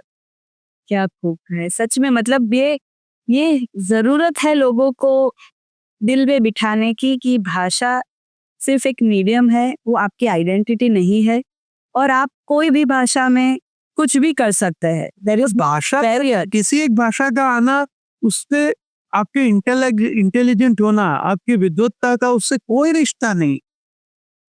और दूसरा ये भी आज स्पष्ट कर दें कि भाषा और साहित्य दोनों अलग है। अगर आपको गुजराती अच्छी आती है, इसका मतलब ये नहीं कि आपको गुजराती के कवियों में भी रस, कविता में भी रस होना चाहिए। अंग्रेजी जानने वाले सभी वॉल्ट व्हिटमैन को नहीं पढ़ते। तो साहित्य तो एक्सप्रेशन की हाइट है, उसमें सबकी रुचि ना भी हो, पर भाषा, अपनी भाषा और प्रादेशिक भाषा का उपयोग बच्चों के प्राथमिक शिक्षण में तो होना ही चाहिए। सो जैसे पैराफिजिकल इंटेलिजेंस की अगर बात करते हैं कि हमारे वहाँ जिस तरह से भगवत गीता या रामायण या कोई भी एपिक जो हमारे है, the way minimalistic usages of words and maximum meaning it gives, 8 पंक्तियों में वो कुछ ऐसा कह जाता है, शायद उसको समझने के लिए हमें 8 सदियां लग जाए। वो जो ब्यूटी है ना हमारे साहित्य में, संस्कृत भाषा में या हमारी संस्कृति में, अगर उसका गौरव हम यंग जनरेशन्स को आपके थ्रू, मतलब आपके जैसे विद्वानों से अगर हमें इंस्पिरेशन मिलता है और हम इसको अगर आगे कैरी फॉरवर्ड कर सकते हैं, think it's the biggest need of time, क्योंकि we have the biggest richest culture and अगर उसकी डेप्थ में अगर जाना है तो I think will take ages. और मुझे लगता है जैसे आपने कहा ना, शिक्षण में अभी बदलाव आ रहा है नई पीढ़ी में। ये धर्म के प्रति अभिरुचि में भी नई पीढ़ी नए सिरे से सोचती है। कुछ ऐसे विद्वान धर्मगुरु भी हैं जो बच्चों को मॉरल एजुकेशन, और वो भी हमारे ट्रेडिशनल फॉर्म का लैंग्वेज को उपयोग करके, कुछ मतलब ऐसे जगत के अन्य धर्मों में भी है कि वो पूरा रट लेते हैं अपने धर्म ग्रंथ को। संस्कृत में भी अगर आपको थोड़ी ऐसा लगे तो रट ले बच्चे, दो संस्कृत श्लोक अगर हफ्ते में बच्चों को सिखाया जाएगा, मैं तो कहता हूँ कि अर्थ तो जब जाके खुलेगा। अब गीता के श्लोक आज अगर 5वीं 7वीं कक्षा के बच्चे ने अगर रट भी लिए तो वो समझ कितना लेगा वो अलग बात है। शायद वो जीवन के अंत में, पर जब याद आएगी वो, क्योंकि ये जो रटा हुआ है वो बोलते नहीं, तो वो जब याद आएगा तब धीरे धीरे भीतर एक प्रकाश का अनुभव होता है। तो रटने में बुरा नहीं है, आप इस वक्त सिखाइए। और स्थूल अर्थ में कहूँ, इमीडिएट गेन में, तो भाषा बहुत अच्छी हो जाएगी, चार बहुत अच्छे हो जाएंगे। हमारे बचपन में भी हमारे परिवार के आसपास में जो लोग थे, वो ऐसे कुछ बुजुर्ग थे जो हमें संस्कृत श्लोक पढ़ाते थे। अब तो संस्कृत में पढ़ते भी नहीं थे, फिर भी बोले ये आज सीख लो। अब नर्मदाष्टक सीखे जब पहली बार इस तरह से बोलने में रिदम का जो मजा, छंद को पकड़ के चलना, और जब लाउडली छंद को रिसाइट कर रहे हो, ये सब चीजें भाषा शिक्षण के लिए भी बहुत काम आई और शुद्ध उच्चारण के लिए भी। और पल बाद में तो यहाँ तक कि अब अगर सरस्वती वंदना में अगर आप या कुंदेंदु तुषार हार धवला करते हैं, उसमें जहां कहीं भी श्वेत रंग का संदर्भ है, सभी शब्दों में रंग श्वेत की ही बात, पर जहां धवल कहना है वहां धवल, जहां तुषार कहना है वहां तुषार। तो फिर वो थोड़ी सी डिफरेंस ऑफ मीनिंग, वो आपको अर्थ जहां है उसकी अलग मिलेगी। Shade is the right word. वो मीनिंग का शेड अलग कुछ हो सकता है, तो यहाँ यही चलेगा, यहाँ यही चलेगा। ये सब चीजें बाद में जब भाषा विज्ञान पढ़े तो हमें पता चला कि इतना समृद्ध साहित्य हमारे पास है। Very true, sir. And that's why I think you've written 120 Garbhas. More than that, but I think you've written like so many Garbhas, and the way you have still kept the original folk music and art in its own version, in its own way. How important it is for us to really learn our folk music, folk dance, folk art. In this modern generation where everybody wants to learn jazz or they are wanting to learn a lot of foreign instruments. आज अगर देखोगे कि तबला वादक बहुत कम है, fields में. There are more number of guitarists rather than number of classical singers or classical performers. I think what would you want to say for this trend shifting? अभी क्या है वो है कि फोक म्यूजिक, लोगों का संगीत, लोग या लोक, अब ये ग्लोबलाइजेशन जो हुआ ना, इसमें मुझे भी ऐसा लगता है कि मैं भी अफ्रीका के किसी हिस्से में जो म्यूजिक है उसका अपना एक हिस्सा हूँ. मैं भी कॉन्गो बजाऊं क्योंकि मेरा उसके साथ एक, तो अब वो वाला तो नहीं रहा छोटे छोटे गाँव की जो मिठास थी वो, पर आदमी को अपना फोक कल्चर उसे भूलना नहीं चाहिए क्योंकि एक उसकी बहुत ही समृद्ध परंपरा है. और फिर बाद में बिना सोचे गाए जाने वाले गाते रहते हैं. ऐसे लड़के लड़कियां भी बहुत है जिनको पता भी नहीं कि वो क्या गा रहे हैं, इसका मतलब क्या होता है. फिर भी किसी के पास अभी आजकल चला है फोक, इसलिए गुजराती फोक के गाने वाले दूसरी जबान के लोग भी अब तो गाने लगे. जैसे म्यूजिक हमारे बच्चे जैसे समझते नहीं और पंजाबी गाना गाते. कभी मैं एक प्रोग्राम में था, मेरे पड़ोस में बैठे हुए भाई जरा जानने वाले थे, उन्होंने पूछा कि तुषार ये जो पंजाबी में गीत गा रहा है उसे मालूम है कि इसका मतलब क्या है. ये जितनी खुशी खुशी गा रहा है और हम जितना खुश हो रहे हैं वो उस हिसाब से उतना अच्छा नहीं है इसका. मैंने बोला हाँ यार ये हमें नहीं पता, पर हमें रिदम अच्छा लगा और आजकल उसकी जो पैटर्न है वो अच्छी लगी, इसलिए अब हम बिना समझे पंजाबी गा लेते हैं, बिना समझे गुजराती भी बिना समझे गुजराती गाने लगे हैं. आपको इतने सारे गुजराती गरबा और लोकगीत मिलेंगे जिसका सही मतलब मालूम नहीं इनको और गाते रहते हैं. तो अगर उसके सही फॉर्म में कोई उनको सिखाए, मैं तो हमेशा मेरी ये लड़ाई रहती है गाने वाले बच्चों के, यार एक बार ना हो तो पूछ लिया कर. मेरे अपना घर में के साथ भी जब कभी ऐसा हो जाता है तो मुझे अच्छा लगता है यार तुम मुझे पूछ भी सकते हो. ये मैंने किताब भी पहली बार इसलिए छपाई जब मैंने देखा कि मेरे गीत उनको गाने हैं पर उनके पास स्क्रिप्ट नहीं है, इसलिए वो गलत गा रहे हैं. तो कम से कम I should provide them with the right script. उस हिसाब से किताबें पहली बार छपाई, वरना मैं तो मेरे गीत तो गाए जाते थे, वो गाए पहले गए और छपा के बाद में आए हैं लोगों के हाथ. तो जो भी गाओ संगीत आपको जो भी अच्छा लगता हो, पर शब्दों का अर्थ समझोगे तो वो आपके गायन में उसका भाव पक्ष खिल के आएगा. मेरा एक गीत है, ओ मारा मन उपवन्ना माड़ी तो लजामणी नहीं डाली.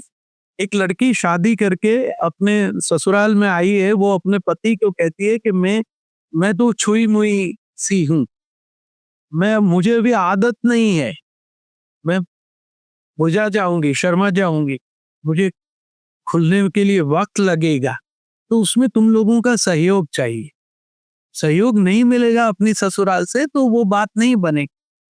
उस भाव का गीत है. उसमें मैंने कहा है कि एक लड़की अपने पापा के घर से जब शादी करके पति के घर आती है, वो नर्सरी से जो एक छोटा सा पौधा हम ले आते हैं, वो अगर अपने नए जगह पे डालना हो और हम अगर ये माने कि वो नर्सरी में बेकार जगह में पड़ा था, चलो हम लाए हैं, हमारे घर में तो सब कुछ अच्छा अच्छा है, उसको बिल्कुल ही साफ करके अब यहाँ लगाएंगे और फिर रोज देखेंगे, तो बढ़ क्यों नहीं रहा. अरे भैया तुमने वो जो मिट्टी में उसको बोया था उस मिट्टी को ही निकाल दिया ये नए गमले में डालने से पहले. वो मिट्टी इसलिए जरूरी थी कि वो नए गमले की मिट्टी के साथ वो एडजस्ट हो, तब तक कहाँ से अपना पोषण लेगा. वो जो साथ में लाया है वहां से, वो बेटियां भी जब आती है तो वहां से लेके आती है, उसे एक रात में बुलाया नहीं जा सकता उससे.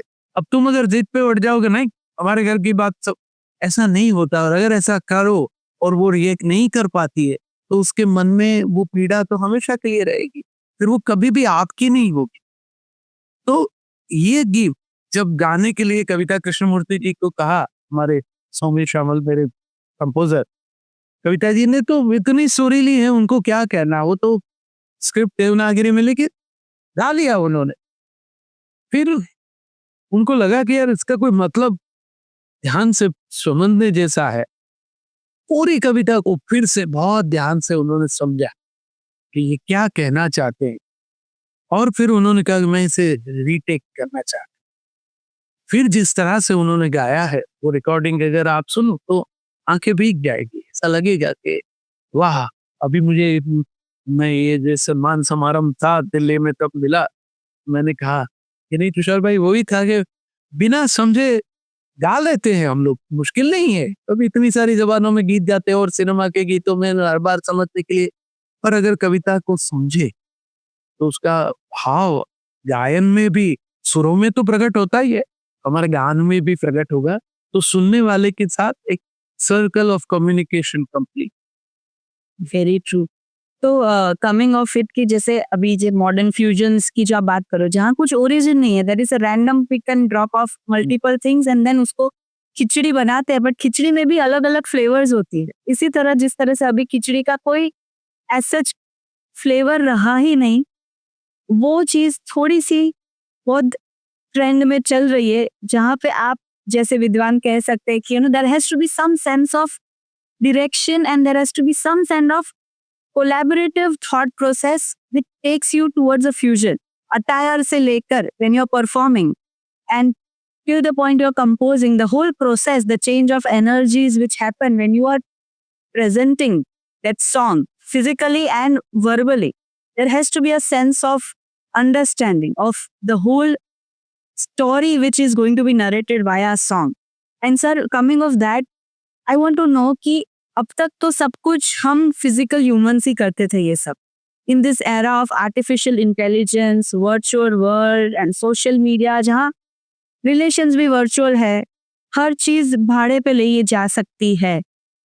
इन this complicated situation, I mean what do you think the role of a writer can be and how the challenges are coming up in this present scenario? कहते हैं कि एआई वगैरह तो कुछ चीजें उस उनको कह दो तो वो पूरा गीत फिर से आपको सुना देगा लिख के, और कविता लिखने के लिए कवि की जरूरत नहीं पड़ेगी। आप उसको सिचुएशन दो, कुछ शब्द दे दो तो उसमें से वो बना देगा। मेरा एक गीत है, दरियाना मोजा कई रेती ने पूछे तने बीजा हूँ गमशे के कैम एम पूछी ने था नहीं प्रेम।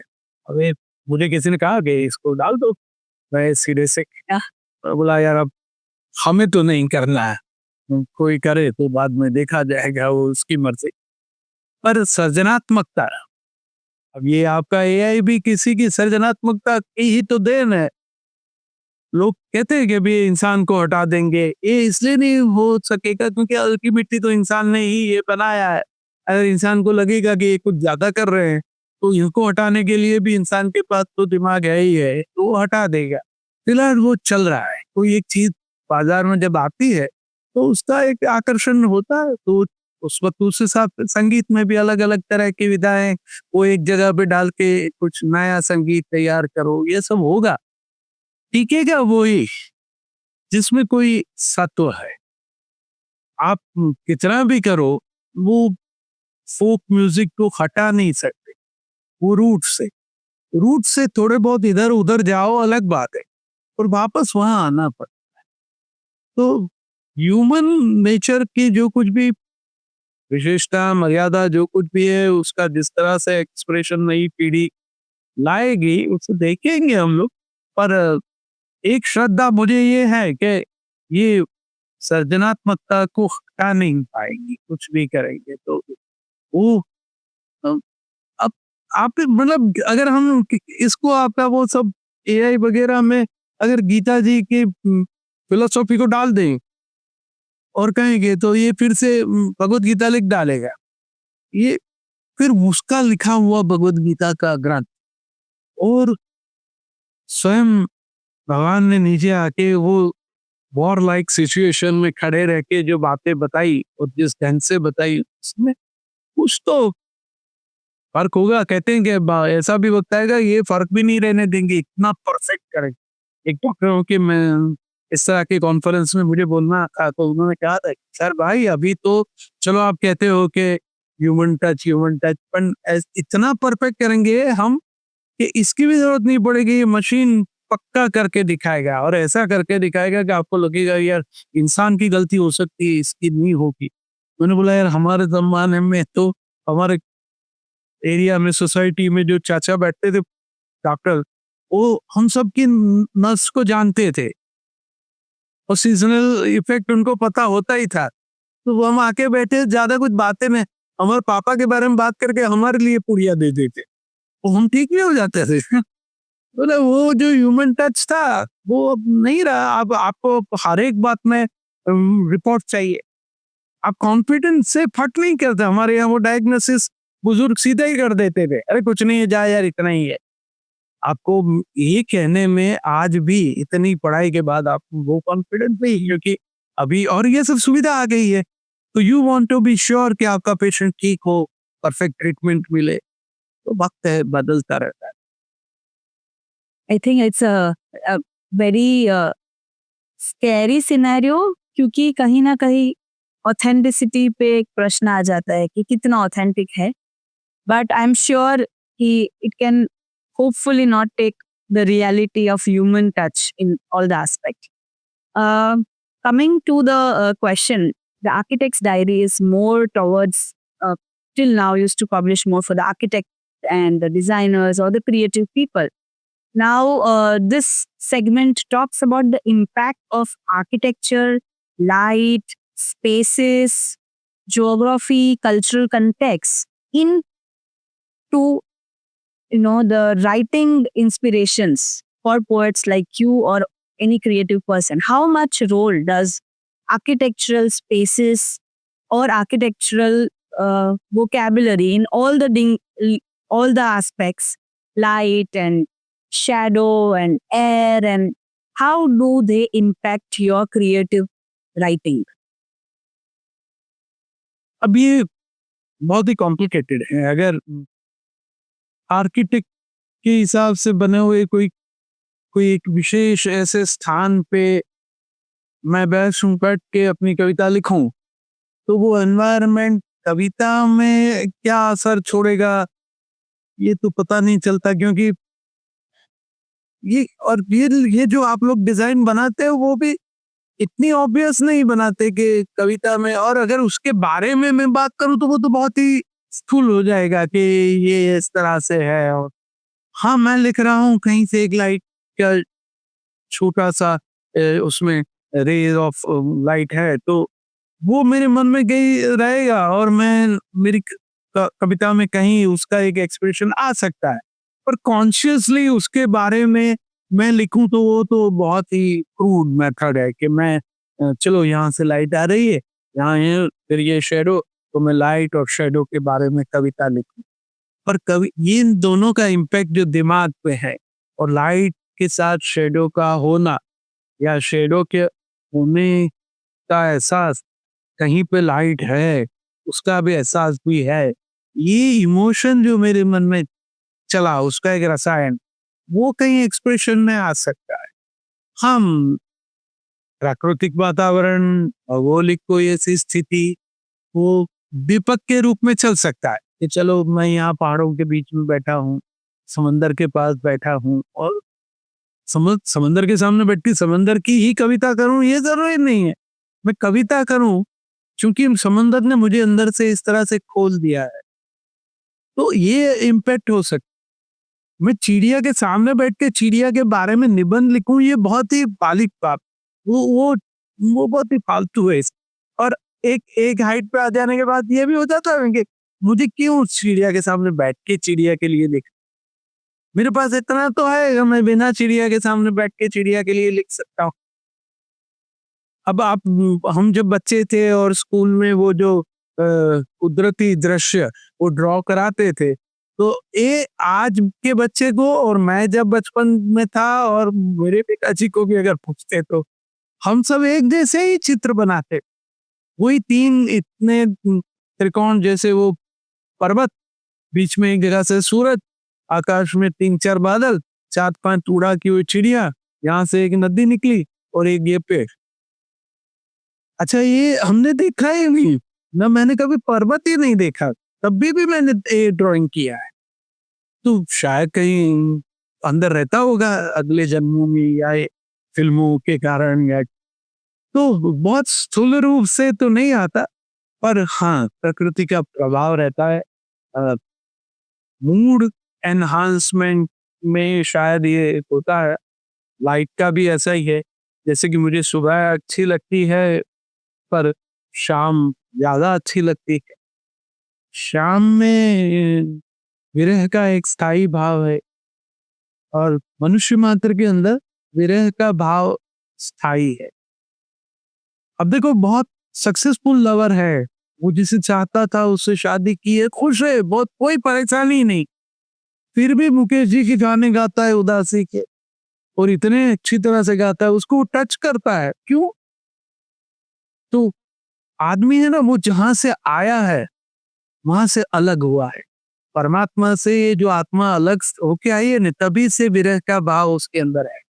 वो कुछ छोड़ के आया है, उसे वापस उससे मिलना है, कुछ छूटना, वो विरह का भाव वो हम सब के अंदर है। मुझे शाम अच्छी लगती, मुझे पहाड़ अच्छे नहीं लगते। पहाड़ एकदम चैलेंजिंग होते, वो डरावने होते, वो हमसे बहुत ही बड़े हैं उसका एहसास कराते। मुझे समंदर बहुत अच्छा लगता, जैसे कि वो फैला हुआ है, वो मुझे कहता है तू भी मेरा एक हिस्सा है, तू और मैं अलग नहीं। तो मैं एक निकटता का बोझ समंदर के साथ कर सकता हूँ। इस तरह का असर होता है।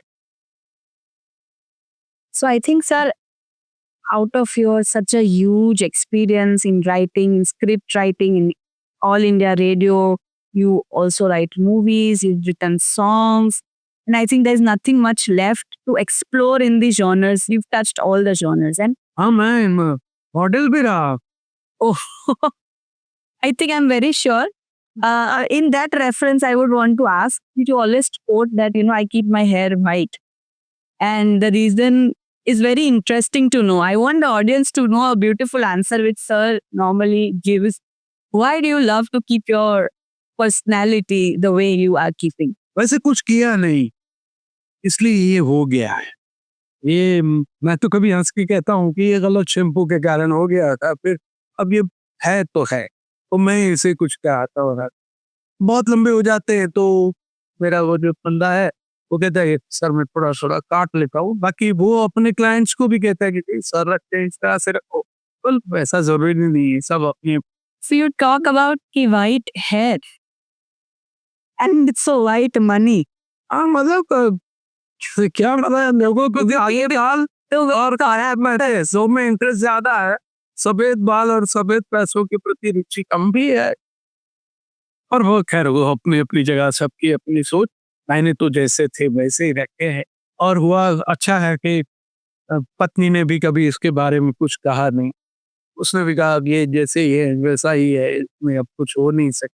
मुझे वो बे यार फिल्म में एक रोल मिला था, ये भी मैंने किए हुए सिनेमा पे कीमियो। तो मैंने भी प्रोड्यूस डायरेक्टर को कहा था यार मैं इसमें कुछ नहीं कराऊँ, उसने कहा कुछ कराना ही नहीं है इसीलिए चाहिए। उन्होंने मुझे वो पेंटर हमारे हसन साहब का स्टाइल के साथ जोड़ के, तो बालों को अब ये दाढ़ी को मैं इसे बदल नहीं सकता, अब बदलना चाहता भी नहीं। होता क्या है, ट्रैवल करता हूँ तब भी ये मेरी आइडेंटिटी है। एयरपोर्ट पे या कहीं पे भी लोग बैठे हैं थोड़े दूर तो देखते हैं मुझे। अब वहां तो मैं जिस तरह से आपके सामने हूँ वैसे कपड़े पहनता हूँ, ये मेरा स्थायी भाव। लोग मुझे पूछते हैं यार जीन्स जीन्स पहने हुए, अरे मैं मेरा जीन्स में कविता है, तो मैं जो हूँ वो मैं ये हूँ। तो वो क्या करते हैं, फिर वो फोन लेके मेरी कोई तस्वीर है उसके साथ मुझे कैली करते हैं, तब ये काम आ जाता है। फिर मैं भी देख लेता हूँ, फिर मैं ही कह देता हूँ मैं वही जो आप So, समझ। Sir has a very beautiful style to tell very naked truths in a very aesthetical manner. Basically, जो ब्यूटीफुली उन्होंने बताया कि लोगों को वाइट चीजें in the sense of hair and in the sense of money पसंद नहीं है। ज्यादातर लोगों को ब्लैक पसंद है क्योंकि शायद वो कहीं ना कहीं कुछ ना कुछ छिपा सकते हैं।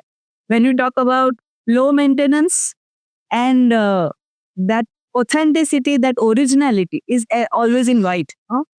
इसको देखो, अगर बेटा मैं इसे ब्लैक करा के कहूँ, अब वो डाई बनाने वाली कंपनी का वो बैच ठीक नहीं आया और बारिश में निकला तो क्या हाल होगा।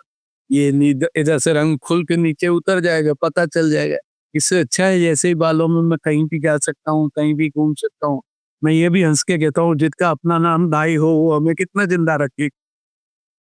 पाइपिक बहुत बहुत इंटरेस्टिंगली ह्यूमरसली बहुत सुंदर चीजें आपने बताई है and I think that is the reason that is the unique point about you and you received such a beautiful and such a honorable award from our nation, which was the Padma Shri. And I think that is something which is a dream for so many men. If people just dream it, and I think they can never achieve that.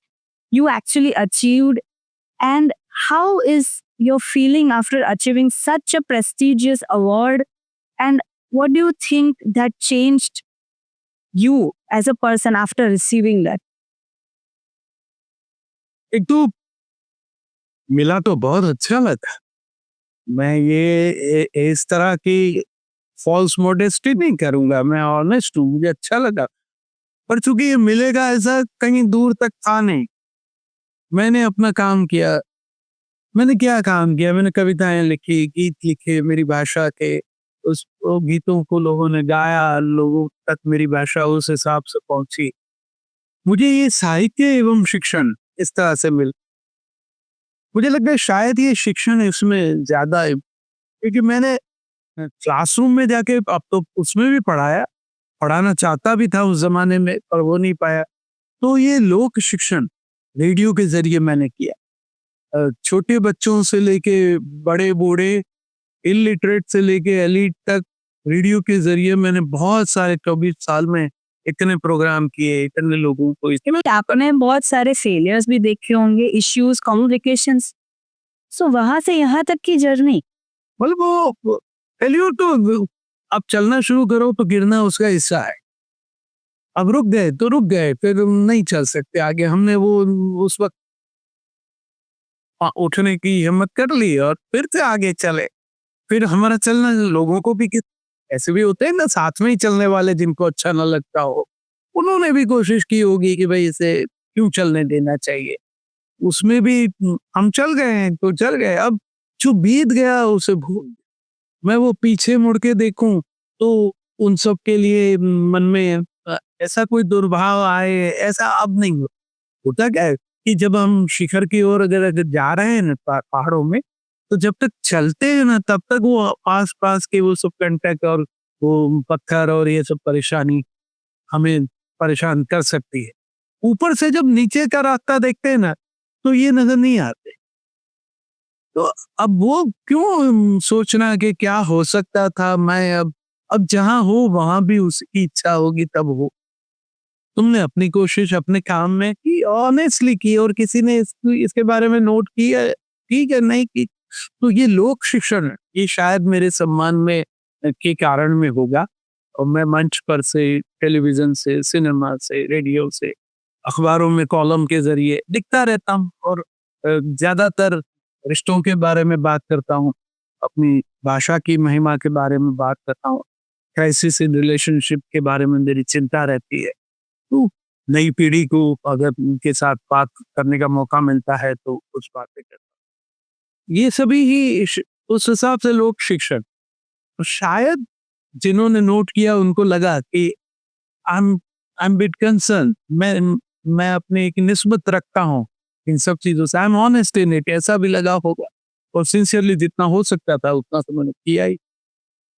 फर्क ज्यादा इसलिए नहीं पड़ा, तो मैं जैसा था वैसा के वैसा ही। फर्क किसको पड़ता है? जो दूर रहते हैं तो वो शायद सोचेंगे कि यार ये तो फला फला है। जिनको पता है वो, बहुत सारों को तो पता भी नहीं, क्योंकि मैं अपने परिचय में कहीं ये डालता भी नहीं। और मैं जैसा ही, मैं कभी कभी तुषार शुक्ला इतना परिचय में देता हूँ, कभी भी इसलिए लगाता हूँ कि मुझे अंदर से महसूस होता है कि मैं इसके आसपास कुछ हूँ। बाकी ये भी कि मैं ऑल इंडिया रेडियो के डायरेक्टर हूँ, ये भी मैंने कभी निवृत्ति की बात नहीं कहा किसी। तो ये जो सम्मान है वो मेरी इस यात्रा जिसमें सफलता सफलता सब कुछ है, इसका सम्मान है, इसके प्रति ध्यान गया होगा सरकार का, उन्होंने तय किया कि बाकी फर्क नहीं पड़ा। आज भी बीवी जब भीगा हुआ तौलिया डाल देते हैं बिस्तर पे हम तो डांटती है। अब पद्मश्री को नहीं डांटा जा रहा है, ऐसा ऐसा कुछ नहीं हो। So I think the humbleness you carry, the acceptance of failure and success, both, the way you so naturally have accepted that, I think that is something all young generation should surely look up to you. आज तक जब भी मैंने आपसे बात की है, मुझे कभी ऐसा लगा ही नहीं कि मैं पद्मश्री तुषार शुक्ला के साथ बात कर रही हूँ। मुझे पता नहीं, ऐसा ही फीलिंग हुआ कि जैसे कि मैं आपको सालों से जानती हूँ और आप मेरे फादरली फिगर है, क्योंकि the kind of natural way you communicate, so realistic in your life, no fake behavior, and the grounded nature you have, I think that is why you are what you are today. And that is why I want our young generations to get the best life mantras from a person like you, and also a tip for rising writers and script writers, storytellers, that what should they do to be at the position you have been. जी, पहले तो honest रहो, जैसे हो वैसे रहो, और उसमें जो कुछ बदलने जैसा हो उसको बदलने के लिए संभव कोशिश करते रहो। पूर्णतया तो कोई संपूर्ण नहीं होगा, हम सब में कुछ न कुछ बदलाव की संभावना रहती है, तो उसके लिए सब समझ होना चाहिए कि ये जो मैंने किया वो ठीक नहीं था, उसको बदला जा सकता था। तो next time I will take care. इस तरह से थोड़ा समझ के खुल के रहो, सामने वाले को भी सुनो, उनके जवाब, उनके सवाल, वो भी आपको कुछ न कुछ रास्ता दिखाएंगे जहाँ कहीं अगर आप उलझे हुए हो। तो मेरा मन उस हिसाब से बहुत खुला रहा है पहले से ही। मैं सबसे जो कुछ भी सीखने को मिला, मेरे जूनियर हो, मेरे सीनियर हो, सबसे मेरे ऑफिस में तो लोग हंसते थे, मेरे साथी।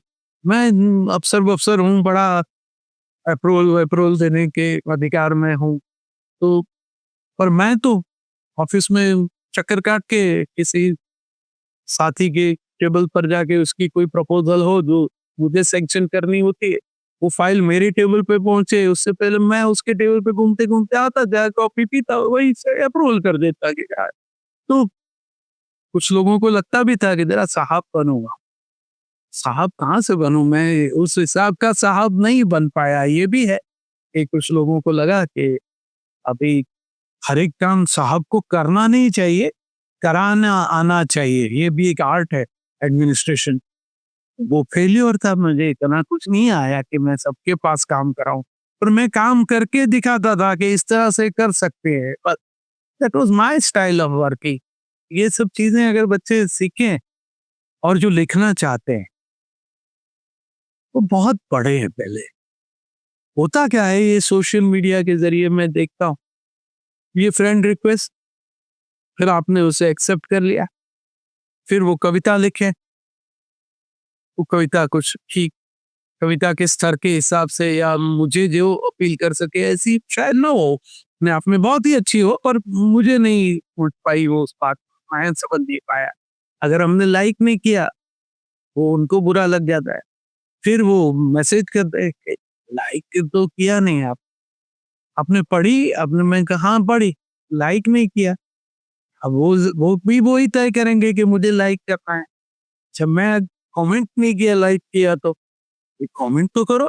अच्छा, कमेंट में भी वही करूं, ब्यूटीफुल, वंडरफुल, ये वही। अभी ये इमोजी का बहुत अच्छा हो गया है, लिखने से बचा लेता है, हम यूं कर देते हैं। अब यूं का मतलब हमारे यहाँ एक हमारे संगीत के बहुत बड़े विद्वान थे, वो रिकॉर्डिंग में कांच की ये साइड पे हम लोग खड़े हैं, अंदर गाने वाला है, सुर नहीं लग रहा है या ठीक से नहीं गा रहा है, तो वो ये वहां से यूं करते। तो मतलब मैंने बोला यार ये तो सर ये ठीक ना कि उसका हौसला भी बना रहे, क्योंकि अब यही गाने वाला है, तो हमें इसी से काम ले। और मेरा मन भी स्पष्ट है, मैंने कहा 0 हो। तो इस तरह से समृद्ध उनको है, वही जवाब चाहिए कि भाई आपका बहुत। अब ये तो नहीं हो सकता, ये एक्सपेक्टेशंस मतलब और अब शुरू कर रहे हो तो एक्सपेक्टेशन तो होता है। अच्छा, हम सबकी कविता रिपेयर कैसे करें, मैं ये कैसे कर पाऊं? हर एक आप जो कुछ भी लिखते हो उसमें मैं अगर उसमें से कुछ निकाल के नुक्स निकाल के या उसमें मैं ये शब्द यूं करो वो करो तो आपको अच्छा नहीं लगता। फिर दूसरी ही पल जिसके लिए आपने इतना रिस्पेक्ट एक्सप्रेस किया है वो आपको अच्छे नहीं लगते। वो आपको जरा अपने आप को क्या समझते हैं वाला। अरे यार तो फिर तो क्या करना है। इसलिए मैं कहता हूँ कि मुझे तो माफ है तो मैं पढ़ लूंगा, अच्छा होगा तो अपने आप ही कह देता हूँ, क्योंकि अच्छी चीज है ना वो उसके लिए सहज रूप से आपका आप ना चाहो तो भी आपका चेहरा बदल जाएगा। यार क्या बात करी, बहुत अच्छी है। तो मुझे तो ऐसा है नहीं, मुझे कहूंगा ही कि अच्छा है। तो खूब पढ़ो, क्योंकि होता क्या है कि जिससे आपने समझ लिया है कि ये पहली बार और बहुत ही अच्छा हुआ है, ये आपने पढ़ा नहीं क्योंकि आपके पहले किसी ने इसे बहुत अच्छी तरह से कहा हुआ है। इसी भाव को, ये जो आपको लगता है कि आप ले आए हो वो आ चुका है और मैंने वो अगर पढ़ा है तो मुझे ये रिपीटेशन और फिर कंपैरिजन में थोड़ा कम लगेगा। इसलिए अगर आपने ही पहले से पढ़ ली है वो बहुत सारी कविताएं तो आपको ही लगेगा कि यार मेरे स्टाइल में ये मैं ये जो लिखा है ना पर ये फलां का जैसा लगता है, उसे मुझे चेंज करना है। तो खूब पढ़ो, खूब सुनो। अब तो आपके पास साधन है, इसमें ये सब कुछ रिकॉर्डिंग इतनी हजार तरह के इतने पुराने लोगों के हैं।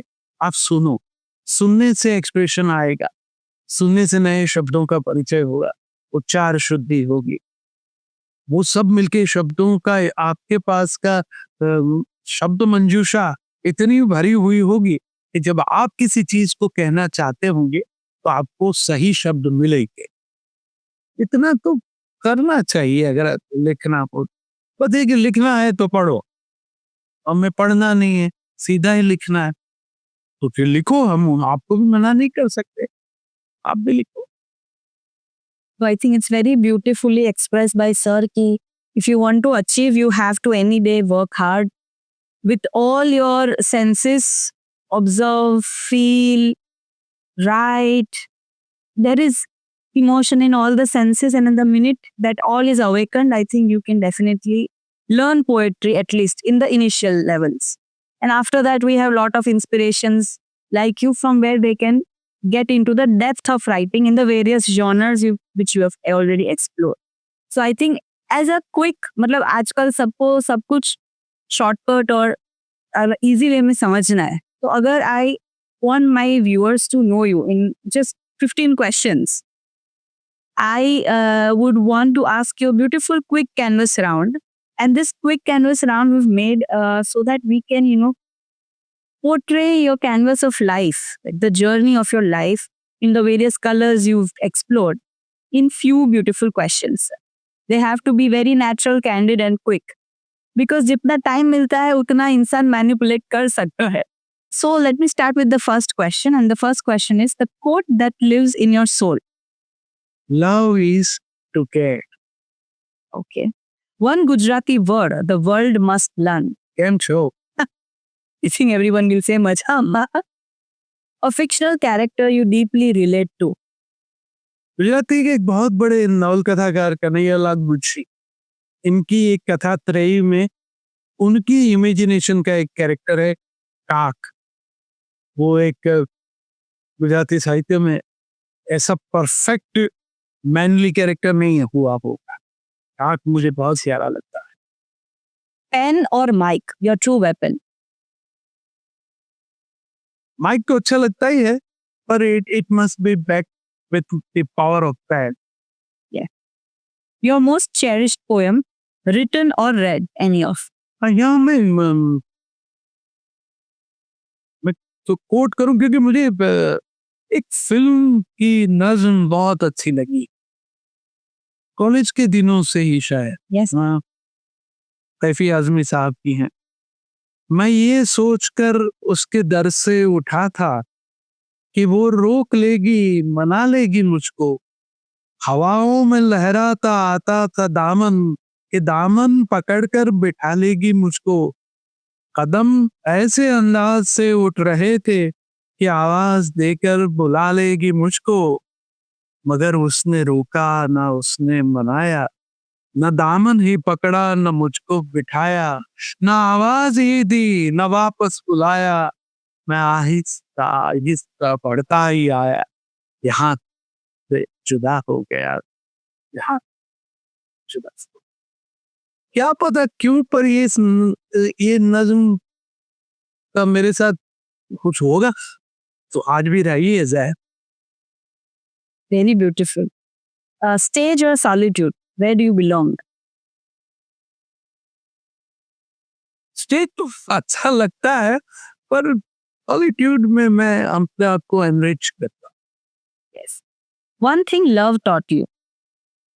एक्सेप्ट, स्वीकार करो, प्यार में सिखा दिया। सुधारो नहीं, स्वीकारो। Your proudest verse ever. मेरी कविता, मेरे गीत में ये पंक्ति है, कोनी हथेળી માં કોનું છે સુખ, કોને દરિયો મળે ને કોને રેતી, વર્તારા મૌસમના ભૂલી જઈને एक झंखना ने रात। अपनी ओर से ज्यादा है कुछ आशाएं नहीं रख, अपनी ओर से कोशिश, ये तू उसने तय किया होगा किसके हाथ में क्या लिखना है। समंदर किसके हाथों में हमारे लिए, किसके हाथों में रेत। A visual memory that still inspires your poetry. हाँ, फिर से वही बचपन में जाना, धूप के दिनों में समर वेकेशन में छत पे सोना, बिस्तर लगाना और फिर आसमान में चांद को देखते रहना। और चांद में मुझे वो आज भी वो मम्मी वाला हिरन दिखता है। Very touchy. Writing at dawn or late at night. Any time. मेरे लिए क्या है कि मैं प्रोफेशनल राइटर भी हूँ। मेरे लिए आर्ट और क्राफ्ट दोनों है। अगर मैं सिनेमा का गीत लिखता हूँ, मुखड़ा रिकॉर्ड हो रहा है, अंतरा बदलना है या नया लिखना है, तो मैं स्टूडियो के बाहर बैठ के उसी वक्त लिख सकता। मैंने टेलीविजन सीरियल्स बहुत लिखे हैं, वहाँ अहमदाबाद में नेहरू ब्रिज के डिवाइडर के ऊपर बैठ के भी मैंने सीन लिखे। तो मुझे माहौल की इस तरह की कोई विशेष आवश्यकता। So anywhere, anytime. Any time is good time. A book and a writer who changed your life. I am what I am, I was what I was. मुझे किसी ने बदला नहीं। I've heard a lot that you have been very inspired with Morari Bapu and his plays and all. But I'm very sure that they have been just an inspiration in your life. Morari Bapu. बापू कथाकार हैं राम कथा के, और बापू की विशेषता यही है कि मैं जब राम कथा, वो भी कहते कि राम कथा में क्या बदलेगा, वो तो कथा तो वही रहेगी, पर इंटरप्रिटेशन। बापू खुद बहुत बहुत पढ़े हैं, वेल रेड हैं और बहुत ही मौलिक हैं, बहुत लोगों को सुनते हैं। अस्मिता पर्व में वो 5-5 दिनों तक सुनते थे बड़े बड़े लोगों के लेक्चर्स। हमें जब कभी बोरिंग लगता था, हम अटेंड अगर करते हैं तो, पर बापू एक ध्यान से सबको सुनते, और जब क्लोजिंग में हनुमान जयंती पे अपना लेक्चर देते थे तो 5 दिन में कही गई अलग अलग बातें अलग अलग वक्ता की उनका नाम दे के वो कोट करते हैं। बापू की ये भी एक विशेषता है, वो हमेशा जिसको भी कोट करेंगे उसका नाम दे, आज भी कथा। तो बापू इस हिसाब से मुझे बहुत अच्छे लगते। वो धर्म को हम जी सके उतना आसान बना दे। What does beauty mean to you? Desire to touch, but happy by looking. Indian folk music or classical? Gujarati folk music I love. Which is your favorite song?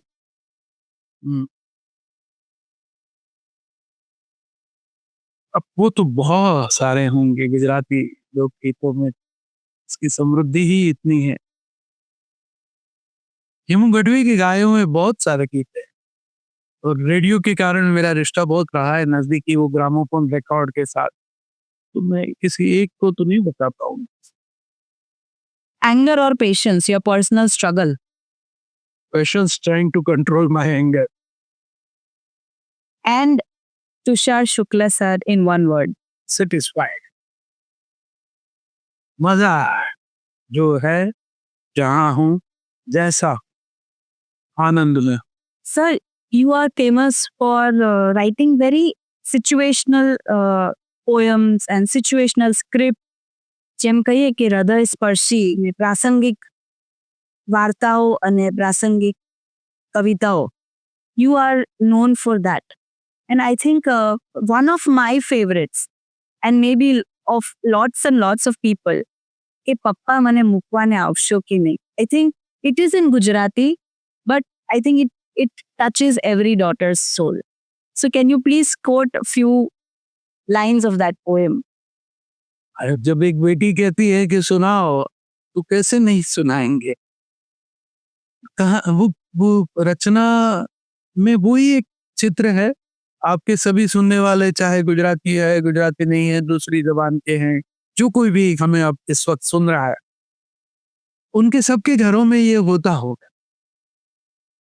अब ये जो बेटियां शादी कर करके परदेश चली जाती, फिर वो 3 वीक्स के लिए घर पे आती है और आखिरी दिनों में वो बैग फिर से भरना होता है. वो सिचुएशन मेरे मन में इस तरह से, क्योंकि घर में भी वही बात थी तो वो चल रहा था कि मैं इसके बारे में कुछ बात तो करनी चाहिए. बाप क्या सोचता है, बेटी क्या सोचती है. फिर ये कविता आई. सिचुएशन ऐसी है कि बेड के ऊपर वो तो 23 kg की बैग भरने की है, 50 चीजें पड़ी हुए. अब वहां से बोल, ये पूरी कविता वो बिटिया की तुल लकवी जैसा है. વેકેશન માણીને જ્યારે પાછી હું જાઉં, મધમીઠી યાદ થકી મનમાં મલકાઉં, શોપિંગની સાથે હું સ્મરણો લઈ જાઉં, બેગની સંગાતે હુંય છાની છલકાઉં, પણ આંખોમાં આંસુ એમ લાવવાનું નહીં. પપ્પા મને મૂકવા તમારે આવવાનું નહીં. अब ये जो पापा छोड़ने आते हैं एयरपोर्ट पे, उस बात को मैंने यहाँ एक्सप्रेस की है कि બેગ હું ભરું ત્યારે સામે ઉભા રહીને કાઢું એ પાછું મુકાવો છો સમ દઈને. આ નથી કાઢવાનું, આ તો લેવાનું છે. એટલું મુકાવો છો ફરી ફરી કઈ કઈને. બેગમાં હે બાળપણ મુકાવવાનું નહીં. પપ્પા મને મૂકવા તમારે આવવાનું નહીં. ને થોડું તો ચાલે બેટા, કોઈ નથી પૂછતું. वहां कोई नहीं पूछेगा काउंटर पे भर लो. થોડું તો ચાલે બેટા, કોઈ નથી પૂછતું. સમજે બધાય હવે લઈ જાને સાથે તું. કેમ કરી સમજાવું પપ્પાજી તમને હું. કાઉન્ટર પર હોય, કાઉન્ટર પર જઈ એને એ કઈ રીતે કહું કે વાલપને વજનમાં ઉમેરવાનું નહીં. પપ્પા મને મૂકવા તમારે આવવાનું નહીં. ને પિયરમાં દીકરીનું વજન તો વધવાનું. 4 ટાઈમ પેટ ભરી રોજ રોજ જમવાનું. મમ્મીના હાથનું ને ભાભીના હેતનું. પરદેશે આવું ક્યાં કોઈ નહીં મળવાનું, પણ અહીંયાનું કંઈ ત્યાં સંભાળવાનું નહીં. પપ્પા મને મૂકવા તમારે આવવાનું નહીં. એરપોર્ટ આવીને સૂચનાઓ આપશો, પાસપોર્ટ ટિકિટ ફરી જોવાને માગશો. સાચવીને જજે એવું બોલી ઉમેરશો. પહોંચીને ફોન કરજે એવું કહેશો. પણ ભૂલું તો ઓછું લાવવાનું નહીં. પપ્પા મને મૂકવા તમારે આવવાનું નહીં. જોયા કરો હું જ્યાં સુધી દેખાતી, જોયા કરો હું જ્યાં સુધી દેખાતી. કાચની દિવાલ મને એક્વેરિયમ લાગતી. કાંઠો છોડીને જતી દરિયાની માછલી, બીજા કાંઠે એની વાટ્યું જોવાતી. આંસુને કેમ કહું આવવાનું નહીં. પપ્પા મને મૂકવા તમારે આવવાનું નહીં. I think after listening to poem, all the daughters will surely have wet eyes and એમની આંખો ઘણી વસ્તુઓ કહી જશે જે કદાચ શબ્દોમાં એ કહી નહીં શકે. હૃદય સ્પર્શી છે, ખૂબ ઇમોશનલ ને સેન્ટિમેન્ટલ મોમેન્ટ્સ આ હોય છે. અને જ્યારે પણ આ દીકરીની વિદાય કોઈ પણ સમય થતી હોય છે, ખૂબ મુશ્કેલ હોય છે બેવ માટે. सो जहाँ ना पहुँचे रवि वहाँ पहुँचे कवि.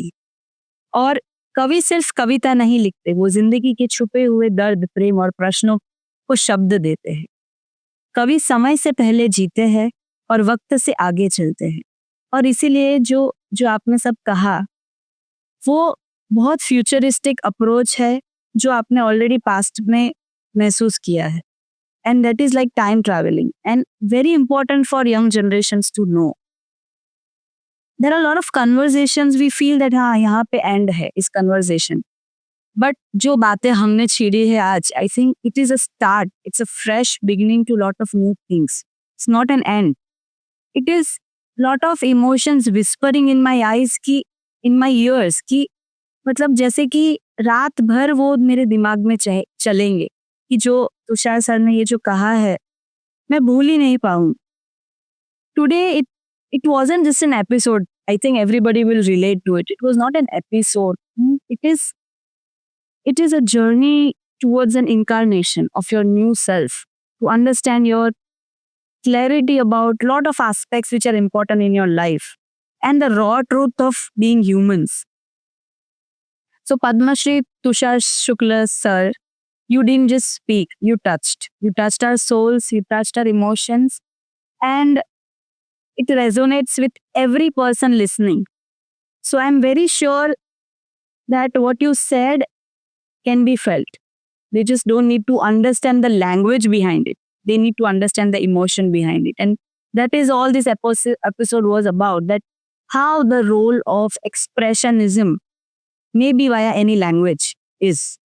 So, sir, from the soul of literature to the screen of your heart, there has been narration talk about immense story and immense descriptions of lot of small incidences you saw in your life, and that's why I think this will be cherished with everyone forever. So I would like to deeply thank you for being our elite guest for TED Pod with Dhruvita Maida, an initiative by the Architect's Diary. Thank you बेटा, मैं बहुत खुश हुआ कि बेटियां इतना homework करके और इतने इंटरेस्ट से सुनना और समझना भी चाहती, तो आने वाला कल बहुत खूबसूरत होने वाला। Sir, before we end, would you like to quote a statement, or would you like to say some verses which really touches everybody's soul as an ending statement? अब इतना कुछ तो कह दिया बेटा, अब और क्या कहूँ। मैं तो इतना कहूँगा कि जहाँ कहीं भी हो, जो कुछ भी करते हो, एक एक पल बहुत कीमती होता है। जब क्योंकि किसका कितना किसके पास है पता नहीं है, इसलिए जियो, भर के जियो, और आपके जीवन से किसी और जीवन में कुछ जीने जैसे पल आ जाएं, इस तरह से जियो बस। If this stirred your soul, like, comment, share, and let the world echo. Signing off, your host Dhruvita Maida. Until the next time with another dose of some more energetic persons. Thank you so much. Signing off. Bye bye.